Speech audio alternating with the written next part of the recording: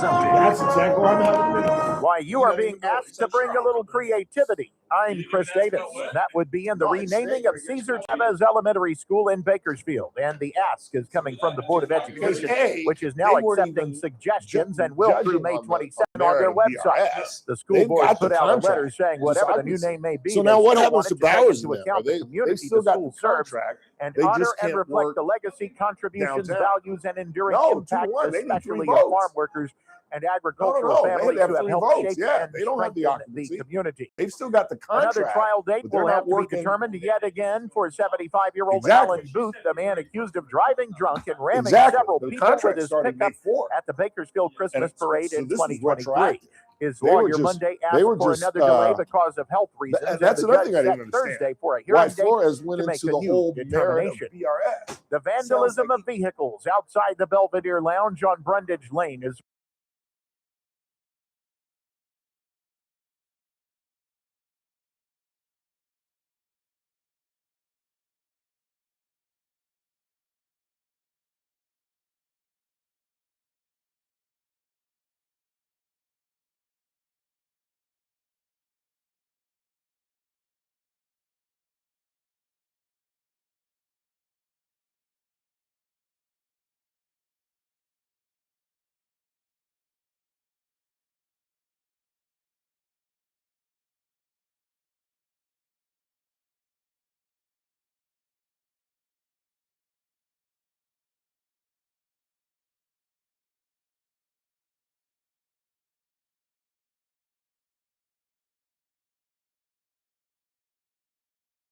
ERN.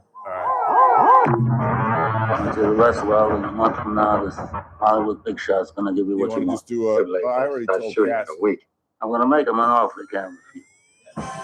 Ralph Bailey Show, News Talk 96.1 and AM 1230, KERN.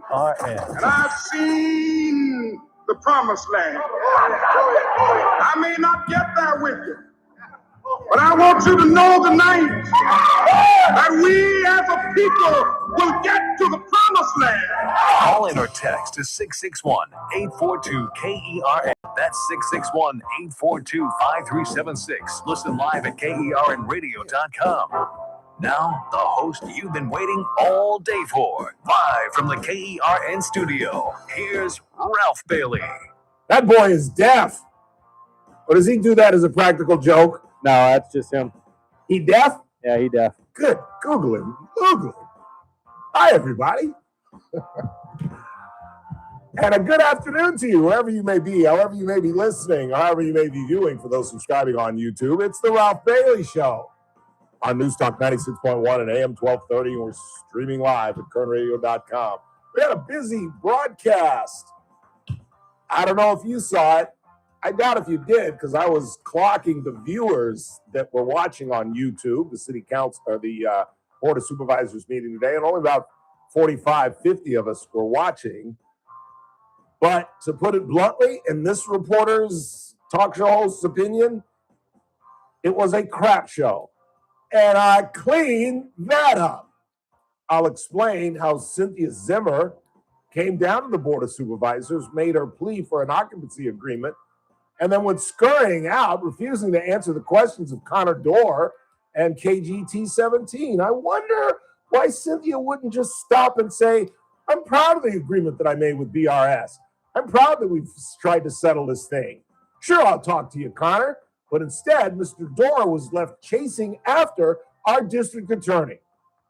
That the top cop of Kern County will not stop and talk to the media about her agreement with the Bakersfield Recovery Services and a simple occupancy agreement vote, which, by the way, failed. Thank you, Philip Peters, because there's just something stinky about this whole entire thing. Now, before I get into this, let me make one thing clear for transparency reasons. Michael Bowers and I, at one time, were extremely close friends. I consider him a friend. Now we're not as close as we once were, but I still consider him a good friend. Ganesh, I have met as an acquaintance through Michael Bowers. I don't think he would call me a friend. I don't call him a friend, but he is an acquaintance. I have met him on several occasions through Mr. Bowers. But Mr. Bowers and I are close, so let me make that clear before I get into this so there's full transparency. I don't see any wrongdoing on the part of the Bakersfield Recovery Services. I think they are the beneficiary of I got to select my words carefully, of a vindictive district attorney who I think through the work of 17 has been proven that she was in bed with the Bakersfield Recovery Service, or her office was, long before Ken Russell and the other henchman, and I keep forgetting his name, wrote those poison pen letters about Lauren Skidmore. As I have consistently said, if you want to fire the Open Door Network, okay, fine.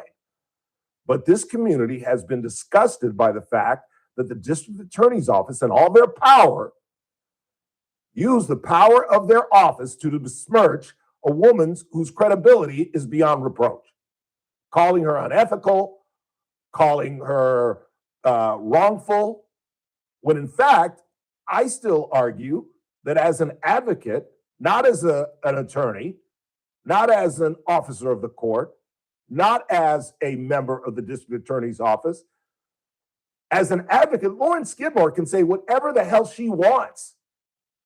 And we'll ask this again of Teresa Goldner because she vehemently disagrees with this. She believes that the Open Door Network and Lauren Skidmore is an arm of the DA's office. I've talked to several attorneys who are on my side on this who completely disagree. That she has no, what's the word I'm looking for? I want to say moral obligation, but that's not the right word. She has no responsibility to the DA's office as to what she says in regards to a case. Her case is the victim. If she speaks up for the victim and the DA's office feels that that threatens their case, why would they not say that in the middle of the case? I know this is a bit complicated, but remember, these poison pen letters weren't set to the timeline on the poison pen letters, and some of the statements that were made by Lauren Skidmore don't match up. So if they seriously had a problem with Lauren Skidmore in terms of certain cases, they never spoke up during those cases, if in fact they felt that she was putting them in jeopardy. And if they felt that their cases were in jeopardy because of Ralph Bailey or Chris Burdick or Joe Smith or Lauren Skidmore, one would think they would react right then so as not to upset the case. But that isn't the situation. This thing stinks to high heaven. And it emanates from the fact, in my opinion, that Lauren Skidmore is on team Christina Scrivener, and Cynthia Zimmer, because of blood, is on the Zach Scrivener side. And, you know, I'll be blunt with you. It's like Chris Rock says about O.J. Simpson. I don't condone it, but I understand. I don't condone what the DA's office is doing. I don't condone what Cynthia Zimmer, but I get it. If Thaddeus was in this kind of trouble that Zach Scrivener's in, would I bail him out? Probably not. If he was molesting a relative of mine, probably not. But I can understand how family ties could sway one. I'll give her that. But it can't happen. I can say I can understand, at the same time say it still can't happen. It still can't happen. It's like me and my golf game. I understand how I hit a drive 50 yards rolling on the ground on the 18th hole Sunday, but it can't happen. Not after 35 years of golf. It can't happen. I understand. I just played a really bad hole in the previous hole. I was thinking about my score, and I just lifted my head and I rolled the ball 50 yards. I understand, but it can't happen. I understand how you would side with your nephew in a situation like this. I can understand that. I truly can, but it can't happen. You can't use your office to personally go after somebody. And this community, whether it's true or not, the perception in this community is that's exactly what Cynthia Zimmer has done. And she has absolutely dug her political grave. Now, unfortunately, there are members of our society. Ooh, please stand by. This is in regards to tomorrow's broadcast. I hate my phone. Great, I'm working on it. Okay. We're efforting interviews for tomorrow. Because I'm having my floors done tomorrow. Lovely Lydia is coming to the pad tomorrow. So I'm leaving. I'm going to play golf in the morning. Nice. So we're having nothing but guests tomorrow. I'm serious. We have a Jeff Flores at 3:30, Howard at 4. Wait. Don't we have the Allsteins? No, are they back yet? Oh, I have no idea. You're the one that they texted. I don't know when they come back. Ooh, I forgot about the Van Alstynes. We might have backed them up at 3:45. I'll call them right now and see if they're back yet. And then we have got something else at 4:30, and I don't have any for 5. Oh no, we got BC at 5. That was what that text message was all about. So we're booked tomorrow. But anyway, I don't know. This is again, the occupancy agreement was denied. The group, Bakersfield Recovery Service, still has the contract. They just won't be working out of that office where the Open Door Network was working out of. I just think this is a huge mark against Cynthia Zimmer and her legacy. For the DA's office to refuse to talk to the media about this. She's been dodging 17 forever, to the point where they had to go get public records that indicated the smoking gun, that they were in contact with BRS long before they concocted the story against Lawrence Skidmore. I think that the trust in the DA's office is at a very, very big low, and that began with the Zach Scrivener situation.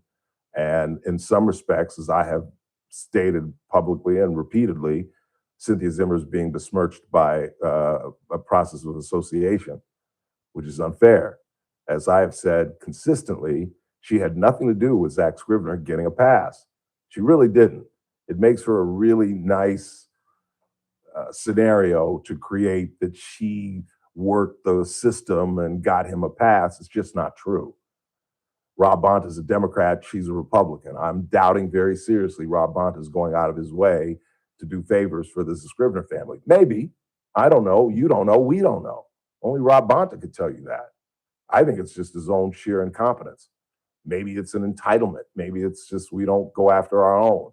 Maybe that's why he sent an inexperienced Joe Penny to come down here and rattle sabers with one of the finest attorneys in the nation, if not certainly one of the finest defense attorney in this county, H.A. Sala. But this thing is just, it's sad because, as again I've said consistently, I think Cynthia Zimmer has been an outstanding district attorney. I love the Ed Jagels, Green, Zimmer approach to district attorney, and that's I hate criminals, and I'm going to do the best I can to put them away for as long as I can. Does the DA's office do too many plea bargains, in my opinion? Yes. But that's part of the process, I understand. We talked about it yesterday with Henry Ruggs. That's a Las Vegas case where the dude got 3 to 10 and is about to be paroled after ramming into somebody from behind at 156 miles an hour and killing a 21-year-old woman. But all in all, I would, until this whole situation 2 years ago, I would give Cynthia Zimmer an absolute A and would hope that she would run for another term. Now, I don't believe that Cynthia Zimmer could get elected dog catcher in this community. I think half of that comes from her association with one of the most despicable politicians we've ever seen in this, certainly in my lifetime in Bakersfield, in the 32 years I've been here. I can't think of anybody more crooked, more despicable, more deserving of jail than Zach Scrivener. Someone who has besmirched his family, his reputation. He's destroyed his mother's political career. Kathy Scrivener is never getting reelected to anything. He's destroyed a popular DA's job and career. You know, without Zach Scrivener, Cynthia Zimmer gets reelected over 70-30. She probably runs unopposed. Now, some bright young DA is going to pop up and challenge her. Someone who's smiling in her face probably today and is going to bring all this up and remind the community just how much we didn't trust her. And this whole show that went on today at the DA's office, or at the supervisor's office, is just going to be brought back up again. And that young, bright DA will be our new DA. It'll be a new era in Kern County, in my opinion. But what do I know? I'm just an idiot radio talk show host. Let's go ahead and take our first break. Lots to do. Teresa Goldner will join us at the bottom of the hour. If Teresa's listening, we'll probably talk a little bit about this, but we really wanted to talk about redistricting, as that whole situation is just going back and forth. Plus, President Trump is on his way to where Teresa Goldner just returned. China. He's off to China to talk to Xi Jinping. Some of the things we're going to talk about: us arming Taiwan, perhaps aid from China on Iran. You'll hear from the president. He addressed the entire press corps before he got on Marine One, headed to Edwards to get on Air Force One. Iranian grad has been hanged for trying to fight the Iranian government. We'll unpack that. Spencer Pratt continues to gain momentum, the next mayor of Los Angeles. I've got a classic. This is what's great about LA and Karen Bass. I got a Karen Bass ad that I'd be willing to bet 97% of you will agree with me. It sounds more like a Spencer Pratt ad than it does a hit piece on Spencer Pratt. I'll explain when we get there. And did you hear about the Arcadia mayor? I'm a day late on this story. Have you heard about this? The Arcadia mayor, which is the home of Santa Anita, one of the most beautiful racetracks in the country, is a Chinese spy. I'm not making that up. Eileen Wong pleaded guilty to placing propaganda throughout America for the Republic of China. We'll get into that. And bring out the brooms. The Lakers have gone fishing. LeBron's going back to Cleveland. Lakers in 5. And the Dodgers got their ass kicked by the god-awful stinky Smellies. And I think we should trade Shohei Ohtani. Sick of it. Tired. Philly will take him. 235. Get him out. Sucks. Overrated. Get him out. Or send him to the bullpen. Let him pitch all season. Get him out of the lineup.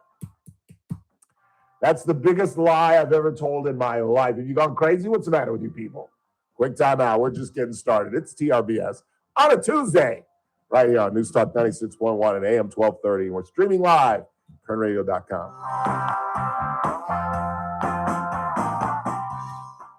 Kern Radio, News Talk 96.1 and AM 1230, KERN. Wednesday edition, Clay and Buck. We will break down the absolute latest on the president's big trip to China. What do we expect? What are the stakes? And what is going to happen? We will try to give you an idea. Plus, the latest on the Strait of Hormuz and Iran and the ongoing battles surrounding the primary. All that and more. We'll break it down for you. Come hang with us on Clay and Buck. News Talk 96.1 and AM 1230, KERN. Summer is coming up, and a lot of you will have folks from out of town, relatives visiting, and there are just some things that you must see if you're visiting the city of Bakersfield. And one of them is the best steakhouse in Kern County, and that's KC Steakhouse. So if you've got relatives coming into town, make sure you take them to F Street and give them the KC experience. And make sure you go next door as well to the Stockyard, the Speakeasy-like bar. Make sure it's a Thursday, Friday, or Saturday night because there's live music in the Stockyard on those nights. And, of course, Jimmy and Bobby are providing live music Tuesday through Saturday in the main restaurant. And even if your relatives aren't necessarily steak people, Chef Daniel has expanded the menu. There are all kind of different chicken dishes. I told you about the different fish dishes, the salmon, the halibut, the mahi-mahi. Where would you rather be? That's the place you have to show visitors of our community our great steakhouse, KC Steakhouse, longtime sponsors of the Ralph Bailey Show. Meet Paul Sheldon's client, Dr. Roland Rodriguez. Hello, this is Bakersfield General Surgeon, Dr. Roland Rodriguez, client and friend of Mr. Paul Sheldon. It is my great pleasure and privilege to relate to all of you my absolute exemplary experience with Team Paul Sheldon. I have also referred a number of my colleagues to Paul Sheldon's office, only to receive the most stellar feedback from my doctor friends regarding the office's expert navigation through the complex maze that is Medicare. And even though Paul Sheldon himself is now facing some temporary health challenges, his long-standing and most experienced and expertly trained team of ladies, Christine, Kelly, and Lynn, continue to masterfully guide the clients through the complicated world of Medicare. You most definitely could not possibly do any better than to reach out to Paul Sheldon several months before turning 65. Thank you. When Medicare matters, our team has the answers. Team Paul Sheldon. 398 2298. Here's a tale of Becky. Didn't know what to do with new meds prescribed and no real cost clue. She squinted at prices, that can't be right. Then tapped GoodRx and saw the light. She can get a deal. Book telehealth if she feels. Learn about those meds without any stress. That one little app does all the rest. Even my horse downloaded it. Dang, save time and money on prescriptions. Check GoodRx. GoodRx is not insurance. Lots of places can expose you to identity theft. Oh no. That's why LifeLock monitors hundreds of millions of data points a second for threats to your identity, which is way more than anyone can do on their own. If we find anything suspicious, like new loans or changes to your financial accounts, we alert you right away, all through text, phone, email, or the LifeLock app. Get the alerts that could make all the difference. Save up to 40% your first year with promo code NEWS at LifeLock.com. Terms apply. Hey folks, Scott Cox here, host of the First Look with Scott Cox radio program. You are listening to the Ralph Bailey Show right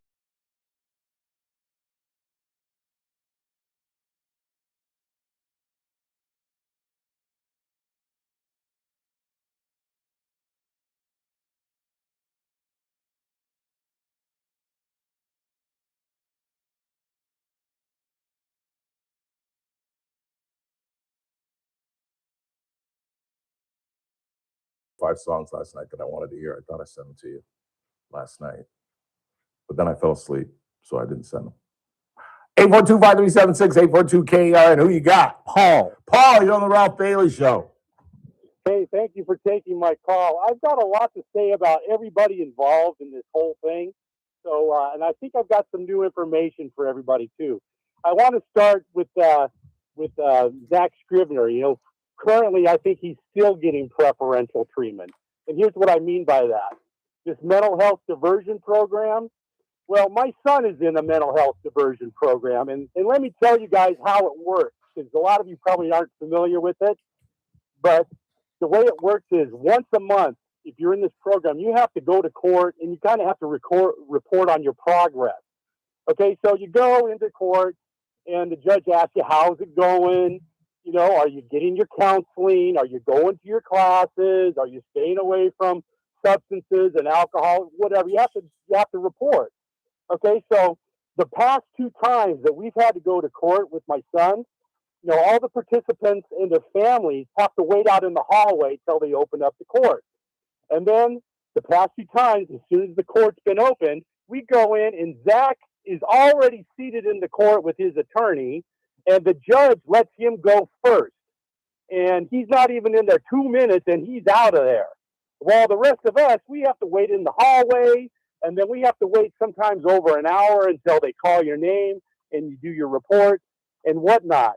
And I don't know exactly if the judge is doing this on purpose for maybe the news crews so that they can quickly get in and get their video. And that would be my assumption. That would be my assumption. Yeah, but the rest of us, we're all hacked off about having to wait, you know, out in the hallway and stuff. And he's already in there ready to go. So that's the first thing I wanted to comment. Now, Kathy Scrivener, I remember hearing you talking about how she should, you know, be arrested and this and that or whatever. And, you know, because she should be charged. She should be charged. She should be charged for obstruction. Yes. Well, I don't know if you could charge her with that, but being a mandated reporter, because I'm a school teacher and I'm a mandated reporter. And I think the only thing you could really get her on is failure to report.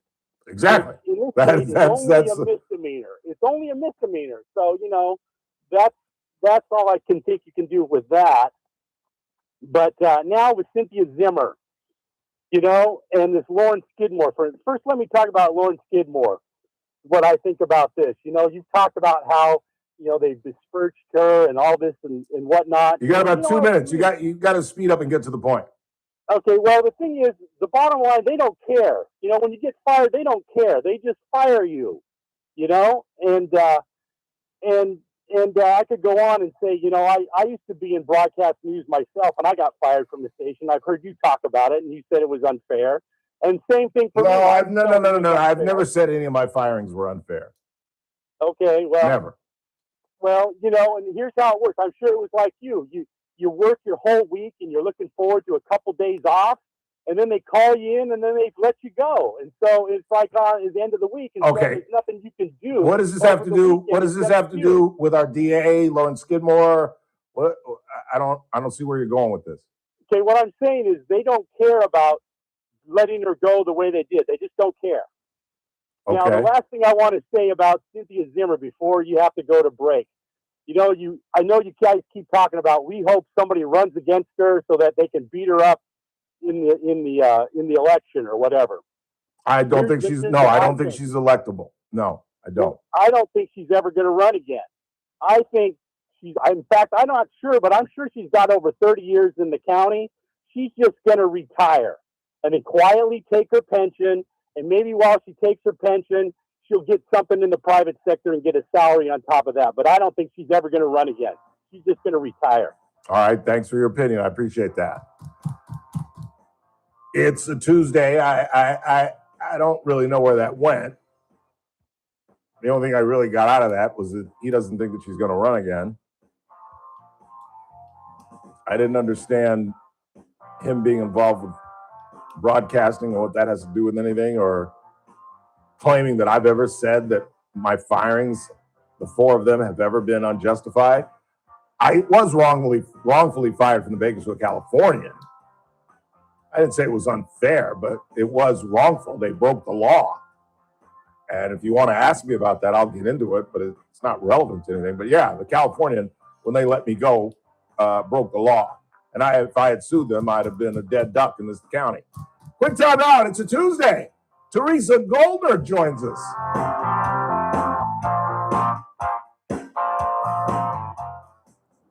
Kern Radio, News Talk 96.1 and AM 1230, KERN.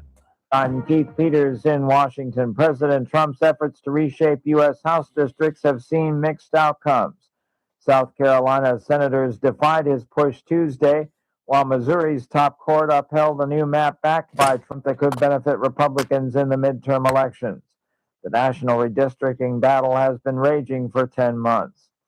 A doctor says a French woman being treated for hantavirus after being infected on a cruise ship is critically ill and being treated with an artificial lung. A doctor at the Paris hospital treating the hantavirus patient said Tuesday the woman's blood is being pumped through an artificial lung to relieve pressure in her lungs and heart. On Wall Street, the Dow up by 56 points, the Nasdaq dropped 185, the S&P declined 11, oil at around $102 a barrel. This is SRN News. Kern Radio, News Talk 96.1 and AM 1230, KERN. Headlines from the KERN Newsroom. I'm Chris Davis. Another delay in the trial of 75-year-old Alan Booth. His trial was supposed to start this week on charges that he drove drunk and hit several people with his pickup at the 2023 Bakersfield Christmas Parade. This time, a hearing will be held Thursday to determine a new date. A new name for Cesar Chavez Elementary in Bakersfield is needed, and the Board of Education is asking for suggestions before May 22nd via the district website. A man who vandalized vehicles outside the Belvedere Lounge was caught on video April 25th on Brundage Lane, but Bakersfield PD wants info on his ID. He's described as about 40 to 50 years old, 5'10", 175 pounds, with a goatee. I'm Chris Davis in the KERN Newsroom with news every half hour and when it breaks on News Talk 96.1 and AM 1230, KERN. I love days like these at the pool, but my moderate to severe plaque psoriasis can sometimes take me out of the moment. I'm ready to make a splash with clearer skin thanks to Skyrizi, risankizumab Rizza. Skyrizi is a prescription-only injection for adults who are candidates for systemic or phototherapy. At 4 months, most people saw 90% clearer skin when measured from head to toe, and many were even 100% plaque-free. People also saw significant improvement in psoriasis symptoms of pain, redness, itching, and burning. Don't use if allergic to Skyrizi. Serious allergic reactions, increased infections, or lower ability to fight them may occur. Before treatment, get checked for infections and tuberculosis. Tell your doctor about any flu-like symptoms or vaccines. Now there's nothing on my skin, thanks to Skyrizi. And that means everything. Ask your doctor about Skyrizi, the #1 dermatologist prescribed biologic in psoriasis. Visit skyrizi.com or call 1-866-SKY-RIZZI to learn more. Did you know about 1 in 3 people with plaque psoriasis may also develop psoriatic arthritis, which causes joint pain, stiffness, and swelling? Does this sound like you? Listen to what it sounds like to be a million miles away. Well, now I think it hits a maximum because this is the maximum. But when I look back at old pictures, Tremfya guselkumab, taken by injection, is a prescription medicine for adults with moderate to severe plaque psoriasis who may benefit from taking injections or pills or phototherapy, and for adults with active psoriatic arthritis. Serious allergic reactions and increased risk of infections and liver problems may occur. Before treatment, your doctor should check you for infections and tuberculosis. Tell your doctor if you have an infection, flu-like symptoms, or if you need a vaccine. Imagine being a million miles away. Explore what's possible. Ask your doctor about Tremfya. Visit Tremfya.com or call 1-800-526-7736. First Look with Scott Cox, morning 6 to 9 a.m. On the Wednesday edition of the First Look program, we'll talk a little medicine with our friend Dr. Viv Deb. We got John Cox from the Californian who will administer the news quiz. We have state-of-the-art news, traffic, and weather. It's all happening 6 to 9 a.m. right here at News Talk 96.1 and AM 1230 KERN. News Talk 96.1 and AM 1230 KERN. Hey, it's JR Flores. Catch my show, The JR Show, starting at 1 p.m. Now, back to the Ralph Bailey Show on News Talk 96.1 and AM 1230 KERN.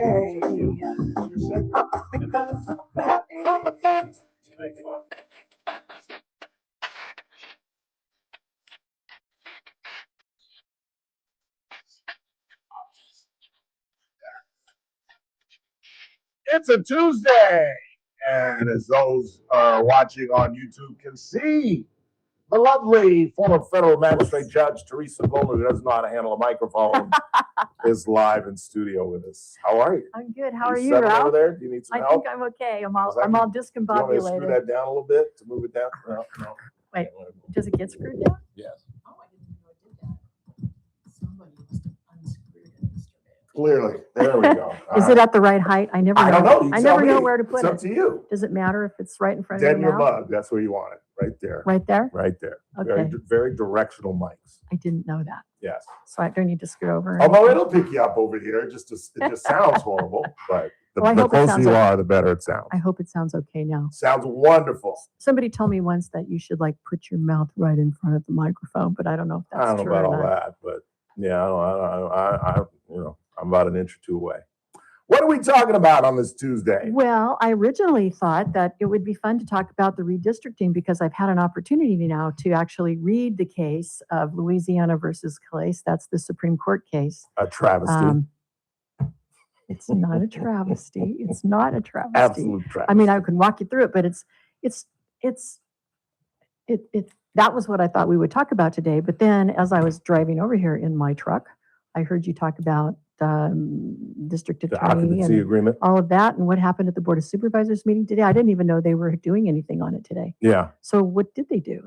They voted 2-1. They needed 3 votes. I don't know where Leticia Perez was, but because of the fact that Mr. Flores, Mr. Parlier, and Mr. Couch were compromised by accepting money from the Vegas River Recovery Service, they put their names in a hat or selected one of the 3. Oh, I yes. didn't see how they did it, actually. I was watching, but I didn't see how they did it. And they selected one. And apparently the process is, I thought they were picking who would vote. But apparently, from all appearances, it was who was not going to vote. And so I guess Couch got the short match. So he did not vote. Flores and Parlier voted in favor of it. Philip Peters voted against it. And you need Oh, so 3. they didn't have enough. 3, but they didn't have enough. Leticia wasn't there. And so it's got dismissed. Now, That's a very unusual procedure, actually, and it doesn't happen. I don't think it ever happened during all the years that I was the current an county occupancy council. agreement getting turned away? No, having to do the vote like that. Oh, when you where have- so many people are. Right, because, supervisors, a lot of elected officials have an obligation to make decisions on things that they are not conflicted on, but, you can't, a decision has to be made one way or another, so that's why they have that particular procedure under the government code that allows them to have that voting that way. But I never had that happen when I was there. We should know, if you're unaware, Teresa also used to be, along with being a federal magistrate judge, was Kern County Counsel. So if anybody knows, she knows. Well, but that's really unusual, but that's why they have it, so that decisions can get made instead of people saying, I have a conflict, or I don't feel I should vote on this, and then decisions don't get made. So the problem is when you don't have all 5 members there, you got to do what you got to do. So they did make the decision, and it sounded like the procedure that they did it under was appropriate. Mr. Peters felt that based on appearances and the whole way this thing has gone about and the revelation that Channel 17 has exposed, the fact that the DA's office was already making an agreement with Bakersfield Recovery Services long before they sent out the unethical letters to Lawrence Skidmore, I think is the smoking gun. You and I disagree on one thing. What's that? The word unethical letters to Lawrence Skidmore. I would take out the word unethical. I don't think there was anything. Have you ever been fired? No, I have never. I've been fired 4 times. I've quit. I have quit my job a couple times, but I haven't been fired. I've been fired 4 times. Yes. And one of the things I'm proud of is 3 of those companies rehired me. But beside that, well, it's because they made a mistake to fire you in the first place. Clearly. And they finally woke up to their mistake. There you go. But let's set that aside. Hopefully they did it right away. Let's set that aside. And at least one of those organizations, I left not happy. I have never, ever been talked about after being fired. In fact, in my professional career, I've never seen someone be fired and then see the company personally go after that person. You know what I'm saying? You hear what I'm saying? Well, but here, because once you're fired, you've cut off all relations to them, and the last thing you want to do is make a comment or have anything to say or anything to do with that person. You don't want to so burn my your question bridges. still remains, okay, fine. You want to fire the Open Door Network?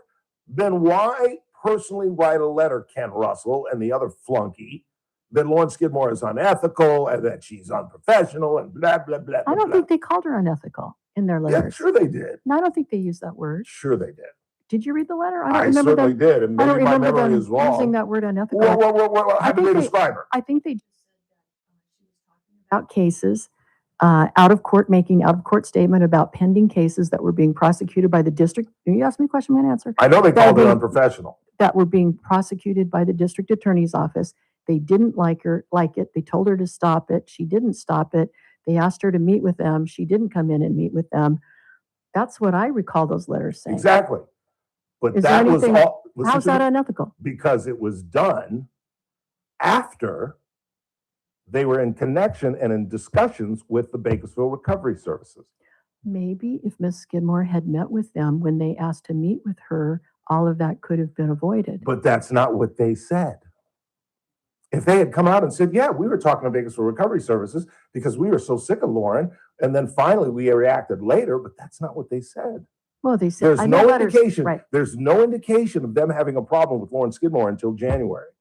Well, I just know that I read the letters that were written and I know what they said, but I also know that I did my research on, whether or not that was a kind of a fair thing for them to say, to be upset about her talking about cases outside of court. And I think that under the rules of professional conduct, I think that the district attorney's office was correct in being very concerned and unhappy about her talking about and giving her opinions on cases that were pending, that were being prosecuted by the district attorney's office. Why bring that up after you fired them? If you fire somebody, Teresa, you have a problem with them. Everyone who's fired, the employer has a problem with the employee. I don't know that they do that after they fired her or before they didn't fire her. They just terminated. They just didn't renew. They didn't renew the contract. Yes, they responded after she went on television. Okay, well, maybe they had told her before, knock it off, and she didn't knock it off. But she'd already been fired. Why would you talk about somebody that you're not working with? In other words, if I went on radio right now and said Rogers Brandon is a horrible human being and I'd throw water on him if he was on fire, and he fired me today, Rogers Brandon would never speak my name again. And that's how most businesses work. You don't talk about somebody who you fired. They're not in your zip code. But they maliciously, and I believe purposely, went after her after she went on television and said that her firing was unfair. Then they came out with the letter to the public that said that she was unprofessional. So wait a minute. And I believe you okay, say it wasn't unethical. I think they did use that phrase, but I'll rely on your memory more than mine. What you're saying to me is that she went on the air and criticized the district attorney's office, correct? Correct.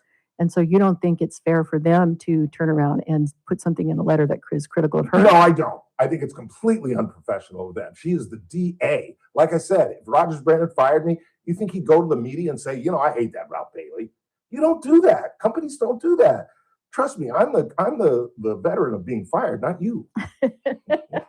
Yeah, you're right. I don't know what it's like to be fired. Exactly. I don't think I'd want to know what it's like to be fired. As I've been, I've been thrown out by my neck and my bottom of my pants. Get out of here. Oh, that's funny. And they never said a bad word about me after the fact. But honestly, getting down to what my view of this was that I think they were correct to not continue a contract with the Open Doors Network. I think under the circumstances, I think they were correct in saying, hey, we have this ethical obligation under the rules of professional conduct.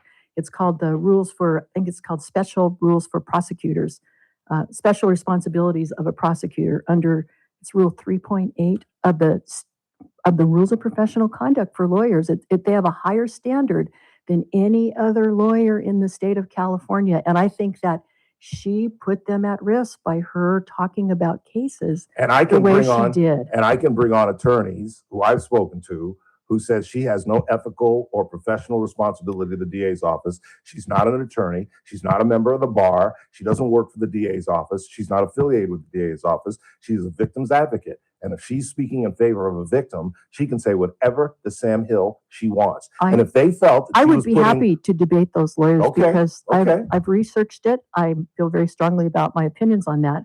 But I also know that the law says that anyone who is either assisting the prosecution, which maybe she's not assisting it, not at all, or associated with the prosecution. How is she associated with the prosecution? Because she has a contract with the Open Doors Network, of which she is the head, had a contract with the district attorney's office to deal with victims. And to be an advocate and to speak for those victims. But that doesn't mean going on the news stations and talking about your personal opinions about whether someone is guilty or not. And it doesn't preclude that either. I think it doesn't preclude that either. I think it does. In my opinion, it does. She's not an attorney. It doesn't matter under this rule 3.8 called special responsibilities. She has nothing to do with the prosecution of anyone. She is associated with the prosecution because she has a contract with the DA's office to assist with the victims. Well, you realize what you're alleging then. What? You're alleging that the defense dropped the ball. Because if what you're saying is accurate, the defense should have brought that up in those two cases that they allege she did this and brought it up to the judge. If they felt, why is it mysteriously that the defense doesn't know what you know? Well, I don't know. I suggest that they take a look at Rule 3.8 of the Rules of Professional Conduct because it's there and that's what it says and that's what it's for. And I think they looked at it and they realized that she has nothing to do with the prosecution. A judge would laugh this out of court if we tried to drag her in here as part of the DA's office and having an impact on a trial. Oh, I think if I were a judge and I heard a motion like that, I would grant it. Doesn't make you right. Remember, prosecutors have, a lot of different responsibilities, and one of them is to ensure that there's a fair trial, and another one is to control the out-of-court statements that are made by people that are associated with their office. And as a judge, if I'm the prosecutor, if I'm the DA's office, and I come to you as a judge and the defense brings up what Lauren Skidmore says, and I come to you as the judge and I say, well, Judge, she doesn't work for us. She's not an attorney. She's not on the bar. She has nothing to do with the prosecution. We have not met with this woman in terms of the prosecution. She's speaking up for the advocacy of the victim that's standing right over there, Judge. The victim Why who's are you going to punishing be us the victim, for what she is saying as an advocate? The victim who's going to be a witness in the case. The victim who has a vested interest in making sure that this person goes to trial, and if they're guilty, that they are convicted. I think that there is a legitimate interest there, and I think that the Open Doors Network is associated with the prosecution because of that contractual relationship. Now, if there's no contract, obviously there's no relationship there at all, and she's got an absolute free right, First Amendment right to say whatever the heck she wants to say, but I do believe, in my opinion, that because of the contractual relationship that existed, I think that it did trigger Rule 3.8 of the Rules of Professional Conduct. And that's why I think that the district attorney's office was proper and appropriate in saying we don't want to have a contract with them anymore. Okay. That's my opinion. And I'm happy to debate anybody that wants to talk about it. And I've said, even if I were to agree with you, although I don't, there's still the matter of the poison pen letters regarding Lauren Skidmore. You know what? And I just think that's inappropriate and over the top. She had a public contract with the public agency who wanted to meet with her, and she didn't meet with them when they asked her to. Would you do something like that? Would I do what? Write something poorly about somebody after you let them go. If I thought that they attacked my office, yes, I would. Really? No, I would. I don't think you would. I would. If somebody said, I think that if one of your clerks said you were a crappy judge and you showed up late and you looked I wouldn't care. slovenly and just lied about you, you'd really come back and counter. If somebody that you would had give them the credibility. let me just say, if I were the county council, if it was during my tenure as county council, and somebody had a contract with the county council's office to do something, and they went on the air and said the county council's office did something wrong, I absolutely would respond to that. I would not let that go unresponded to. That's different from being fired and saying that you were wrongfully fired. If they attacked you, of course you're going to come back. But in this case, she's simply defending herself and giving her opinion of what happened. And it's in my life experience, it is extremely, this is the first time I've ever seen someone get fired and then someone, particularly on the level of the top cop of a county, now, as I to recall, assign one of her, let me finish. did she get fired or did they just not renew her contract? I didn't get my contract renewed in television. Did I get fired or did they not renew my contract? Well, I mean, that's a nice little phrase. Technically, it sounds like they didn't renew your contract. Well, then let me amend myself. I've never been fired. I've had a couple of contracts not renewed, but I have never been fired. And that's according to Teresa Goldner. And that's your employer's prerogative. That's not right. To renew your that's contract. right. So I've never been fired. I feel better about myself all of a sudden. You should. If you had to answer something, not renew your contract, fired is the same thing. If you had to answer under oath, have I ever been fired? I think if you were just non-renewed, I think pass the polygraph. You technically could pass the polygraph. Isn't that good to know? That's good news. No, I failed make you because feel in good. my head, I know I was fired. So I would be, I think I failed. We're just going to have to disagree on this. I just think that. I know. We've had very different opinions. Yeah. And I also think. Do you think there is a trust? I want to call you out on. I want to call you out on something. Hang on, let me ask you a question. Do you think there's a trust in this community for Cynthia Zimmer? I don't know. I trust her.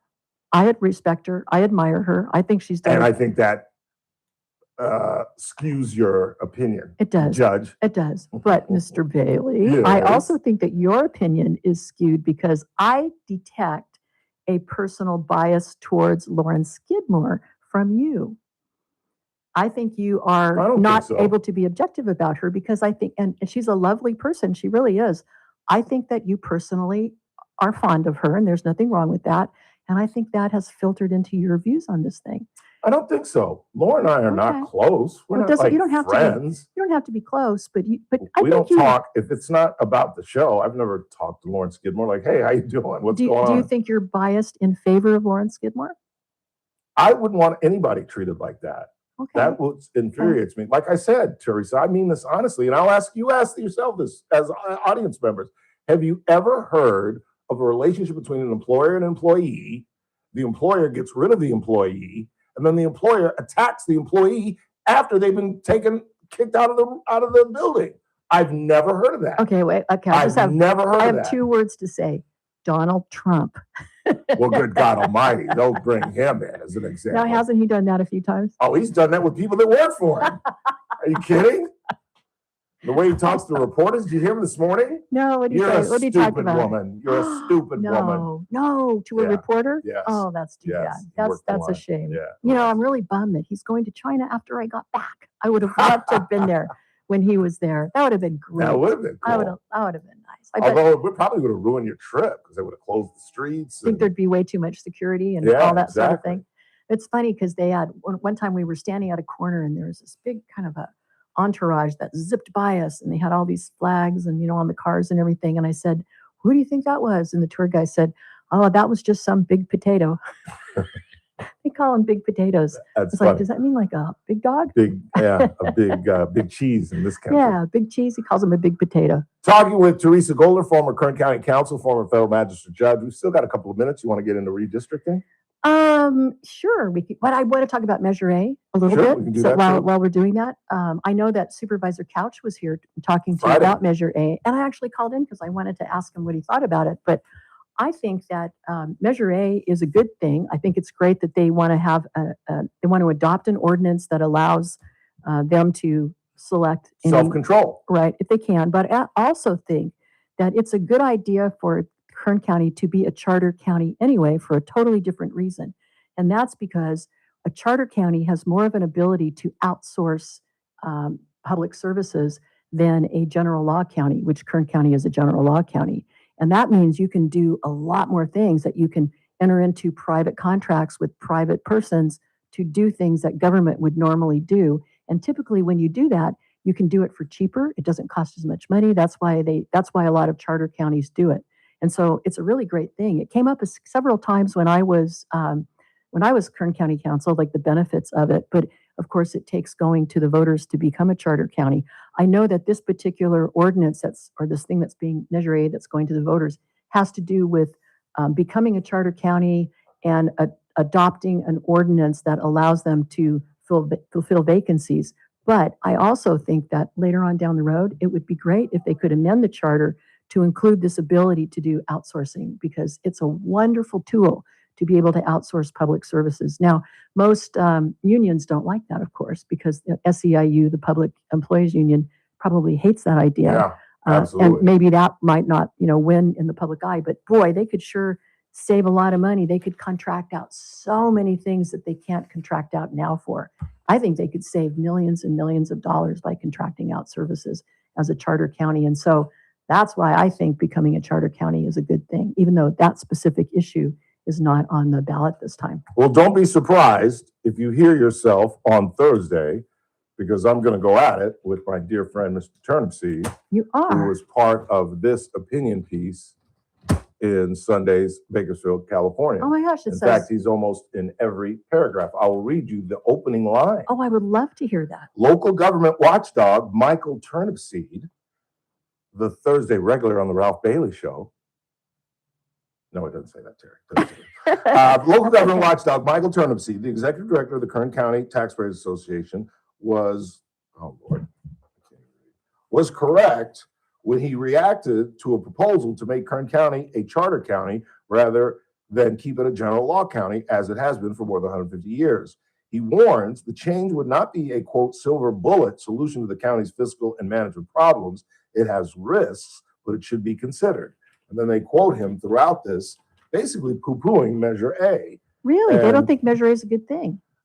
Why? That's what I don't understand. I mean, they quote him pretty much bagging on it, but they don't really have him saying vote against it. Huh. Wow. But we're going to go at it. I've already told him we're going to go at it pretty good on Thursday, because I think this is extremely important. Well, if Michael, for no other reason than self-control. Mr. Turnipseed, as I recall, used to come to the Board of Supervisors meetings a lot. He was there this morning. Does he go to all of them still? Yes, he goes to all the councilmen. That's why he's our Thursday guy. And he was a big proponent, I thought, of outsourcing. When I was there, he thought it was always a great idea. And, we always had to defend, well, we can't do it because there's this thing called Government Code Section 31,000 that allows county boards of supervisors to contract out only for special services that are provided by people who are specially trained, experienced, expert, and competent. And usually that means they can only contract out things like legal, accounting, engineering, medical. But if they become a charter county, general law counties are governed by 31,000. If they become a charter county, it opens the door to all kinds of things that can be outsourced. Well, don't be surprised. Great. Don't be surprised if you hear yourself on Thursday, because I'm going to play some of this for Michael. Oh, sure. That'd be great. I mean, I think the first step is to have Measure A passed with that ordinance adopted, and then we're officially a charter county, and then we can talk about what is going to be in the county, what's going to be in the charter. And I think that they should follow a lot of these other counties around the state that have all kinds of things that are contracted out. And I think that's what Turnipseed is saying. because I don't get the sense that he's saying no on Measure A. I think he's saying some of the things that you were saying, that it is important beyond just replacing the Board of Supervisors. I think this thing about appointing someone to fill a vacancy on the Board of Supervisors is really, really tiny compared to the benefit of outsourcing government services. I think it would benefit the county. I think it would benefit the taxpayers. I think it would benefit the people who are in private businesses.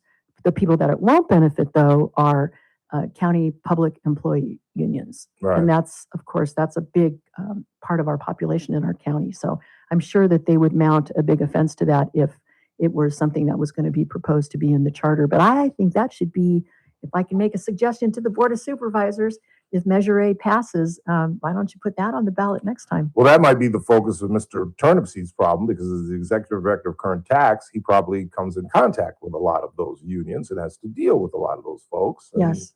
that may be one of the reasons he's reluctant to support it. Could be. I don't know. We'll find out on Thursday. I don't know. I was gonna, when I thought I was gonna be gone on Thursday, I was gonna have him come in tomorrow. Oh, And okay. then all hell broke loose this morning. Then changed my appointment. So I'm gonna be here Thursday, and I'm gonna be able to go at it with him. Oh, be And nice we're to gonna- him. Be nice now. I'm always nice to him. You kidding me? Don't be mean to him like you are to me. Oh, come on. I told you the story. The What? time we went at it a couple of weeks ago. I love going at it with Turnipseed- you. I do too. It's fun. Turnipseed called me that night and said, "Oh, thank God. I'm not the only one you give a hard time to." And I'm like, Hi, Mike. I give a hard time to all my regulars. We're members of Rick the... Bentley and I went at it on Friday. Did you? We Well, did. What could you What did be? we go at it about? Isn't he your movie Ted guy? Turner. Oh, we went at it about Ted Turner. He said that CNN was rushing to get stories out when they first started irresponsibly. The only one I've not seen About about Ted it Turner? Yes. Well, don't they always have like canned stories Petrie. that they're ready to go when somebody Petrie's, passes away? Petrie's the only one I've never gone at it with. Peaches.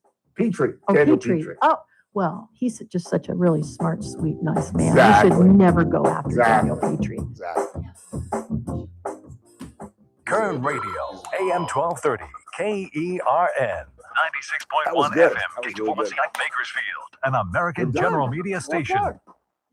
News this hour from Town Hall. I'm Keith Peters in Washington. It's not going anywhere. President Trump is heading to China for talks with leader Xi Jinping. We do it Trump next says Tuesday. It ain't Iran going will anywhere. not be a key part of his talks with the Chinese leader. We're going to have a long talk about it. Yeah. I think he's been relatively good, to be honest with you. You look at the blockade, no problem. All I know is that They get a lot of their oil from that area. We've had no problem, and he's been a friend of mine. He's been somebody that we get along with, hear the stat.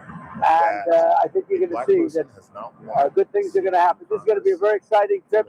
A lot of good things are going to happen. Talks are expected to include the incarceration of Hong Kong rights activist Jimmy Lai and the future of Taiwan. The World Health Organization reports a new hantavirus case in Spain. Spain's health ministry says a passenger evacuated from the cruise ship at the center of the hantavirus outbreak has tested positive for the virus. The World Health Organization says it has confirmed 11 cases, including 3 from the cruise who died. Spanish officials said the passenger with the new confirmed case of hantavirus is in quarantine in a military hospital in Madrid. The passenger is in the same hospital with 13 other Spanish nationals who all tested negative for the virus. The WHO says all 11 confirmed cases are among passengers or crew of the cruise ship. 9 of the 11 cases have been confirmed as the Andes virus. I'm hung up in 20. President Trump's push to redraw the nation's U.S. House districts received mixed results Tuesday as South Carolina senators defied his desires, but Missouri's top court upheld the new map that could help Republicans win an additional seat in the November midterm elections. On Wall Street, the Dow up by 56 points, the Nasdaq dropped 185, the S&P lower by 11. More at townhall.com. Hey, I'm Kirk Cameron. Is health insurance eating up your budget for 2026? If you're looking for ways to better steward your finances, consider this. Christian Healthcare Ministries. It's a health insurance alternative at half the cost. Join CHM today by visiting chministries.org/wellness. While insurance companies tell you when to join, what to pay, and where to go, CHM is different. As a ministry, CHM allows you to share the burden of medical bills with other Christians. You can enroll, switch programs, or leave at any time. Christian Healthcare Ministries. It's a world of difference. CHM has 4 flexible programs. You can pick any certified doctor, surgeon, or hospital that you want for eligible care. So make the switch. Take your paycheck back from health insurance this year. Join CHM today by visiting chministries.org/wellness. That's chministries.org/wellness. President. From the KERN Newsroom, your live and local news update. What they want in the name of a school. I'm Chris Davis. Cesar Chavez Elementary is being renamed, and the city school board in Bakersfield is asking for your input if you are part of that community. A letter from the school board says the Board of Education has emphasized ensuring that the school's future identity honors and reflects the legacy, contributions, values, and enduring impact of the community it serves, especially farm workers and agricultural families who have helped shape and strengthen our community. They are asking for suggestions on the district website. The trial of 75-year-old Alan Booth has been moved again, and this time it will be Thursday before it is determined whether there is courtroom space for his DUI trial to begin. Booth is the man accused of hitting several people while driving at more than 3 times the legal limit at the 2023 Bakersfield Christmas Parade. His lawyer is the one who requested the delay Monday. The trial has been delayed several times before. Several charges were added for a man on probation who was about to be arrested on a felony warrant in Oildale. That's because when probation officers were getting ready to arrest Daniel Quilling, they say a search of his house on El Tejon Avenue turned up several items he was not supposed to have, incling a .22 pistol, a .380 semi-automatic pistol, a billy club, and a syringe they suspect was loaded with heroin.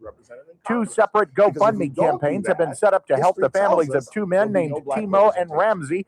The men were brothers, and they were the ones killed in the plane crash that happened on May 7th, and that was the cause of the canyon fire near Ridgecrest that burned more than 2,200 acres. The GoFundMe for Ramsey would help cover living expenses for his family, and the one for Timo would be to help his fiancee travel to California and pay for his funeral. I'm Chris Davis in the KERN Newsroom with news every half hour and when it breaks on News Talk 96.1 and AM 1230. KERN. To the rest, well, in a month from now, this big shot's going to give you what you want. Too late. They start shooting in a week. I'm going to make him an offer, Cameron. The Ralph Bailey Show. News Talk 96.1 and AM 1230. KERN. And I've seen the promised land. I may not get there with you, but I want you to know tonight that we as a people will get to the promised land.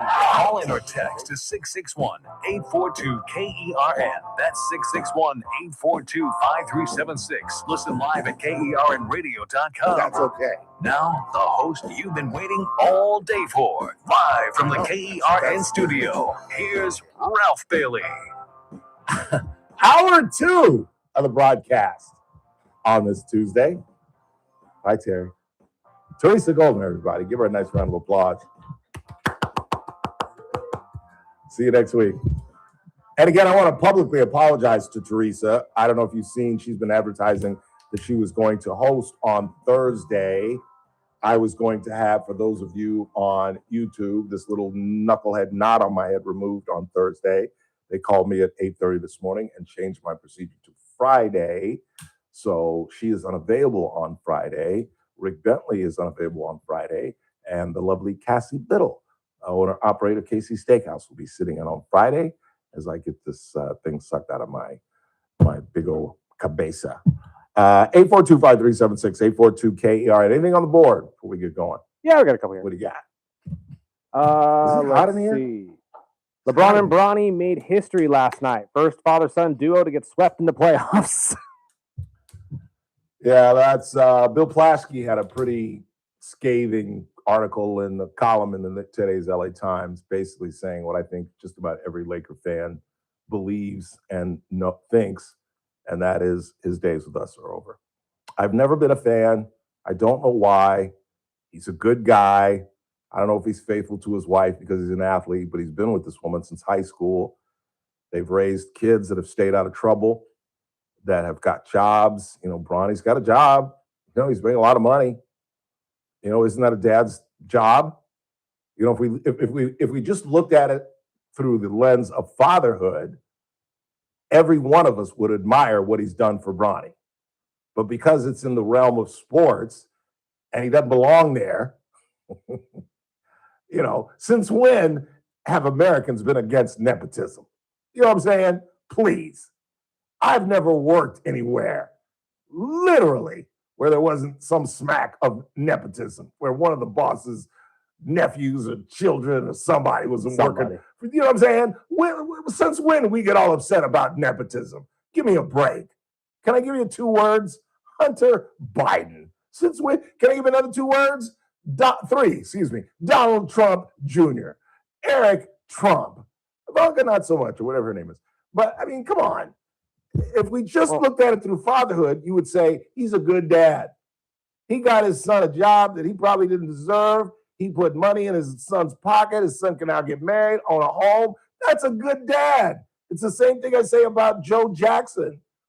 Everybody bags on Joe Jackson. What did he do as a father? He created 6, 7 millionaires. And other than Michael, I mean, they're all crazy as bedbugs, but other than Michael, none of them have ever been accused of a crime. By the way, did you see, I've never really talked about this. You see Jermaine at the premiere? Did not, actually. That he's had his ears done.